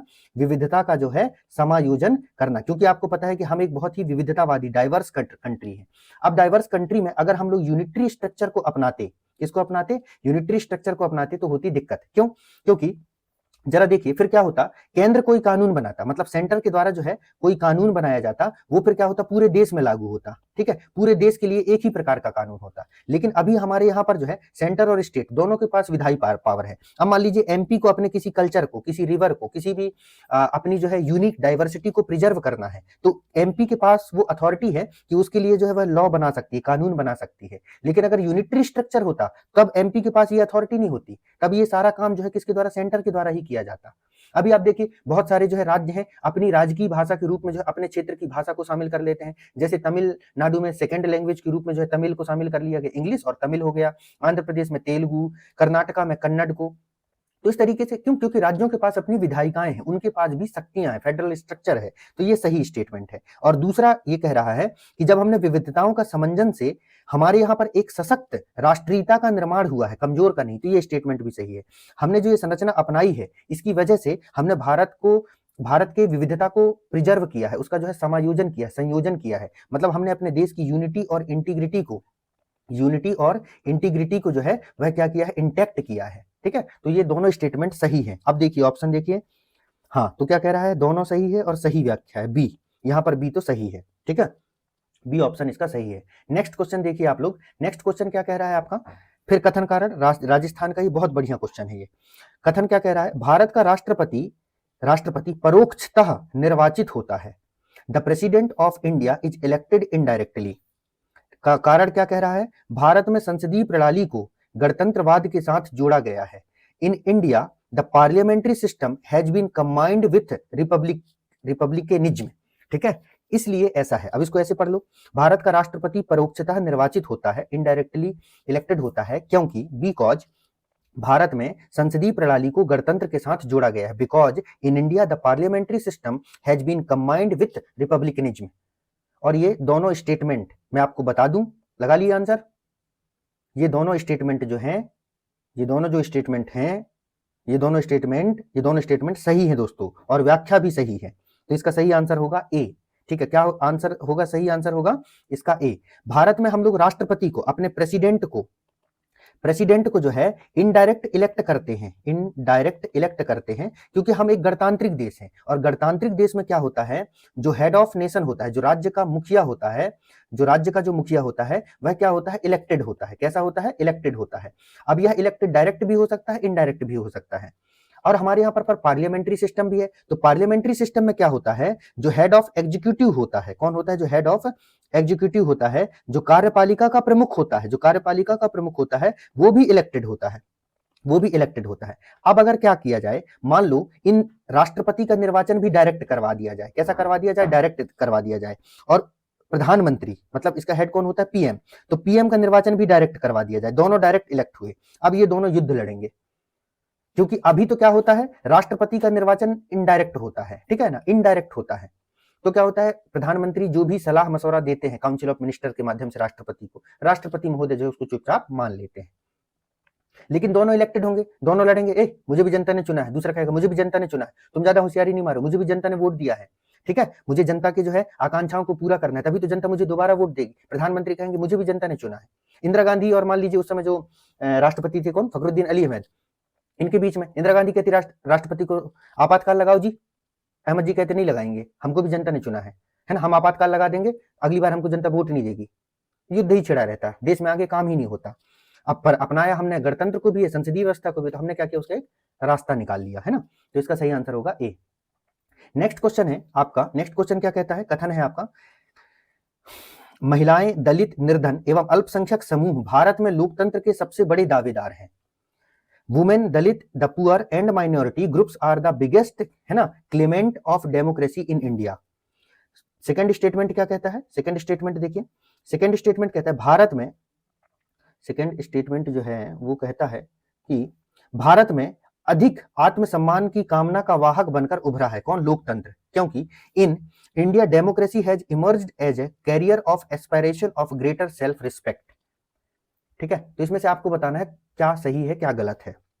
इसको ऐसे पढ़ लो, भारत में, मतलब कथन क्या कहता है, महिलाएं, दलित, निर्धन एवं अल्पसंख्यक समूह भारत में लोकतंत्र के सबसे बड़े दावेदार हैं, क्योंकि भारत में लोकतंत्र अधिक आत्मसम्मान की कामना का वाहक बनकर के उभरा है। ठीक है, मतलब लोकतंत्र की वजह से लोगों के अंदर आत्मसम्मान की भावना डेवलप हुई है। ठीक है, तो आंसर मैं आपको बता देता हूं, आप लोगों ने लगा लिया होगा, और इसका सही आंसर है ए। दोनों सही है। क्यों सही है ये समझ लीजिए, क्योंकि आंसर तो आपको आंसर की से भी मिल जाते हैं। आप यहाँ मेरे साथ जुड़े हैं, उसके रीजन है, आप जानना चाहते हैं कि ऐसा क्यों है। तो इसका कारण क्यों है, देखिए लोकतंत्र में क्या होता है, लोकतंत्र में जो है हेड काउंट किया जाता है। क्या किया जाता है, हेड काउंट किया जाता है। हेड काउंट मेथड का जो है यूज किया जाता है। अब आपको पता है किसी भी देश में जो है, किसी भी देश में अमीरों की संख्या होती है लिमिटेड, अमीरों की अपर मिडिल क्लास जो होते हैं वो होते हैं लिमिटेड, लेकिन जो गरीबों की संख्या होती है, पुअर, दलित, भारत के संदर्भ में अगर बात करें तो गरीब, दलित, पिछड़े वर्ग, अल्पसंख्यक, इनकी संख्या है अधिक। अल्पसंख्यक को छोड़ दिया जाए क्योंकि उनकी संख्या कम है, तभी तो उनको अल्पसंख्यक कहते हैं। तो गरीबों की संख्या होती है ज्यादा, विकासशील देशों में या अल्प विकसित देशों में गरीबों की संख्या होती है ज्यादा। अब एक व्यक्ति एक वोट है, क्या है, एक व्यक्ति एक वोट है। तो सरकार को जब आप सरकार को जो है ना अपनी सरकार बनानी होती है, मतलब लोगों को, पॉलिटिकल राजनीतिक पार्टियों को, पॉलिटिकल पार्टीज को जब अपनी गवर्नमेंट बनानी होती है तो उनको इन गरीबों को अपने पक्ष में करना बहुत जरूरी होता है, क्योंकि इन्हीं के वोट से सरकार बनती है। अमीर तो लिमिटेड है, टोटल पॉपुलेशन 100% का जो है मात्र 10% क्या है, गरीब है, अमीर है, बाकी 90% लोग जो है पुअर एंड मिडिल क्लास हैं। तो जब सरकार इनको रिझाएगी, जैसे अभी बिहार के चुनाव में देखिए जो है महिला स्वरोजगार योजना चलाया गया, उसके माध्यम से महिलाओं के खाते में, मध्य प्रदेश में लाडली बहना योजना, क्योंकि महिलाओं की संख्या ज्यादा है और उनमें से भी जिनकी इनकम जो है कम हो। फिर गरीबों के लिए बिजली बिल माफ कर देना चुनाव के समय, किसानों के लिए जो है किसान के जो कुछ लोन है कुछ कुछ राज्यों में जो है वो माफ कर दिए जाते हैं। ठीक है, तो चुनाव के समय बस सामान्य परिस्थिति में कौन किसान, भाड़ में जाए किसान, भाड़ में जाए महिलाएं, ठीक है, और फिर क्या कहते हैं, भाड़ में जाए जनता। बस चुनाव जीतते समय जो है ये सारे जो है कृत्य, सारे हथकंडे अपना लेते हैं कि कैसे भी हमें इनका वोट मिल जाए। तो खैर क्वेश्चन में आते हैं, तो गरीबों की संख्या ज्यादा होती है, इसीलिए क्या होता है कि जब लोकतांत्रिक, क्योंकि चुनाव होंगे वहां पर, महिलाएं, दलित, निर्धन एवं अल्पसंख्यक समूह ये सबसे बड़े दावेदार है, लोकतंत्र के सबसे बड़े दावेदार है, इनके बिना सरकार नहीं बन सकती। और भारत में लोकतंत्र अधिक आत्मसम्मान, और देखिए जब सरकार इनके पास जाते हैं, देखिए राहुल गांधी जाएंगे किसी दलित के घर में खाना खाएंगे, मोदी जी जाएंगे किसी दलित के घर में खाना खाएंगे, ठीक है, महिलाओं के बीच में शिवराज मामा जाएंगे, घुटने के बल पर बैठ के बोलेंगे कि मेरी बहनों मुझे वोट देना, मैं आप लोगों के आत्मसम्मान की रक्षा करूंगा, मैं आप लोगों के लिए जो है लाडली बहना योजना लाऊंगा, आपके हाथ में जो है पैसे दूंगा जिससे आप सशक्त महसूस करें, आत्मनिर्भर रहें। ठीक है, फिर क्या है, लखपति दीदी योजना चलाई जाएगी, बेटी बचाओ बेटी पढ़ाओ अभियान चलाया जाएगा। तो इसके माध्यम से क्या इनको रिझाने की कोशिश की जाएगी, इससे क्या होगा, इनके अंदर आत्मसम्मान आएगा, सेल्फ स्टीम, सेल्फ रिस्पेक्ट की भावना बढ़ेगी कि कोई बात नहीं, सरकार हमारी है, सरकार को हमने बनाया है। ठीक है, तो इस तरीके से ये दोनों स्टेटमेंट सही हो जाते हैं। नेक्स्ट क्वेश्चन देखते हैं। ठीक है, ये एक लास्ट क्वेश्चन है, उसके बाद जो है फिर हम लोग अपनी क्लास को ओवर कर देंगे। ठीक, तो क्या कह रहा है, निम्नलिखित राज्यों के निर्माण का सही अवरोही क्रम क्या है, descending order, what is the correct descending order of creation of जो है स्टेट, आपको ये बताना है।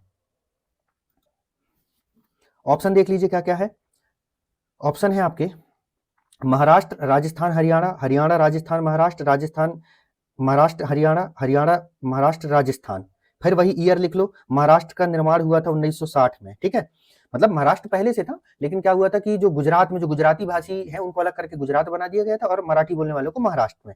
राजस्थान जो है शुरू से 1956 में ही इसका निर्माण हो गया था, राजस्थान, मध्य प्रदेश ये सब 1956 में बने थे, 14 राज्य बने थे। हरियाणा का मैंने बताया 1966 में। जमा लो क्रोनोलॉजी में, सबसे पहले आएगा राजस्थान, उसके बाद आएगा महाराष्ट्र, उसके बाद हरियाणा, सी। ठीक है, संविधान को एक पवित्र दस्तावेज किसने कहा है, ठीक है, पवित्र दस्तावेज, संविधान को जो है एक पवित्र दस्तावेज जो है किसके द्वारा कहा गया है, who called the constitution as a sacred document, B R Ambedkar ने, महात्मा गांधी ने, दीनदयाल उपाध्याय ने, मोहम्मद अली जिन्ना ने। अब देखो मोहम्मद अली जिन्ना तो हमारे संविधान को पवित्र दस्तावेज कहेंगे नहीं, दीनदयाल उपाध्याय जी का स्टेटमेंट बाद के हैं, महात्मा गांधी ने तो टिप्पणी नहीं की है, बी आर अम्बेडकर जी ने ही भारतीय संविधान को एक पवित्र दस्तावेज कहा है। निम्नलिखित में से कौन एक भारतीय संविधान का दर्शन नहीं है, भारतीय संविधान का दर्शन नहीं है, which of the following is not philosophy ideal of the Indian constitution, क्या है, कल्याणकारी राज्य, समाजवादी राज्य, राजनीतिक समानता, साम्यवादी राज्य।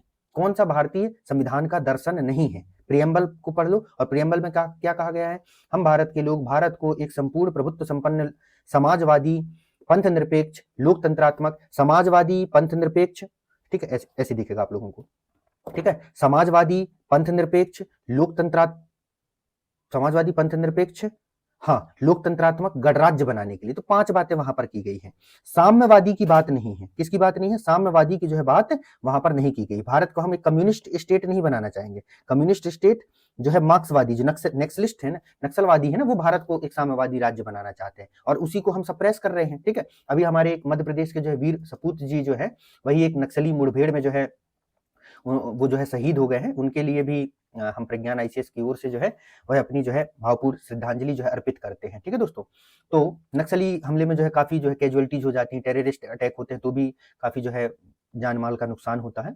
चलिए नेक्स्ट क्वेश्चन देखते हैं। नेक्स्ट क्वेश्चन हमारा क्या है? नेक्स्ट क्वेश्चन है, हाँ, इसमें है आपका, निम्नलिखित में से कौन सा we the people of India शब्दों की अभिव्यक्ति है? Which of the following express the meaning of the phrase we the people of India?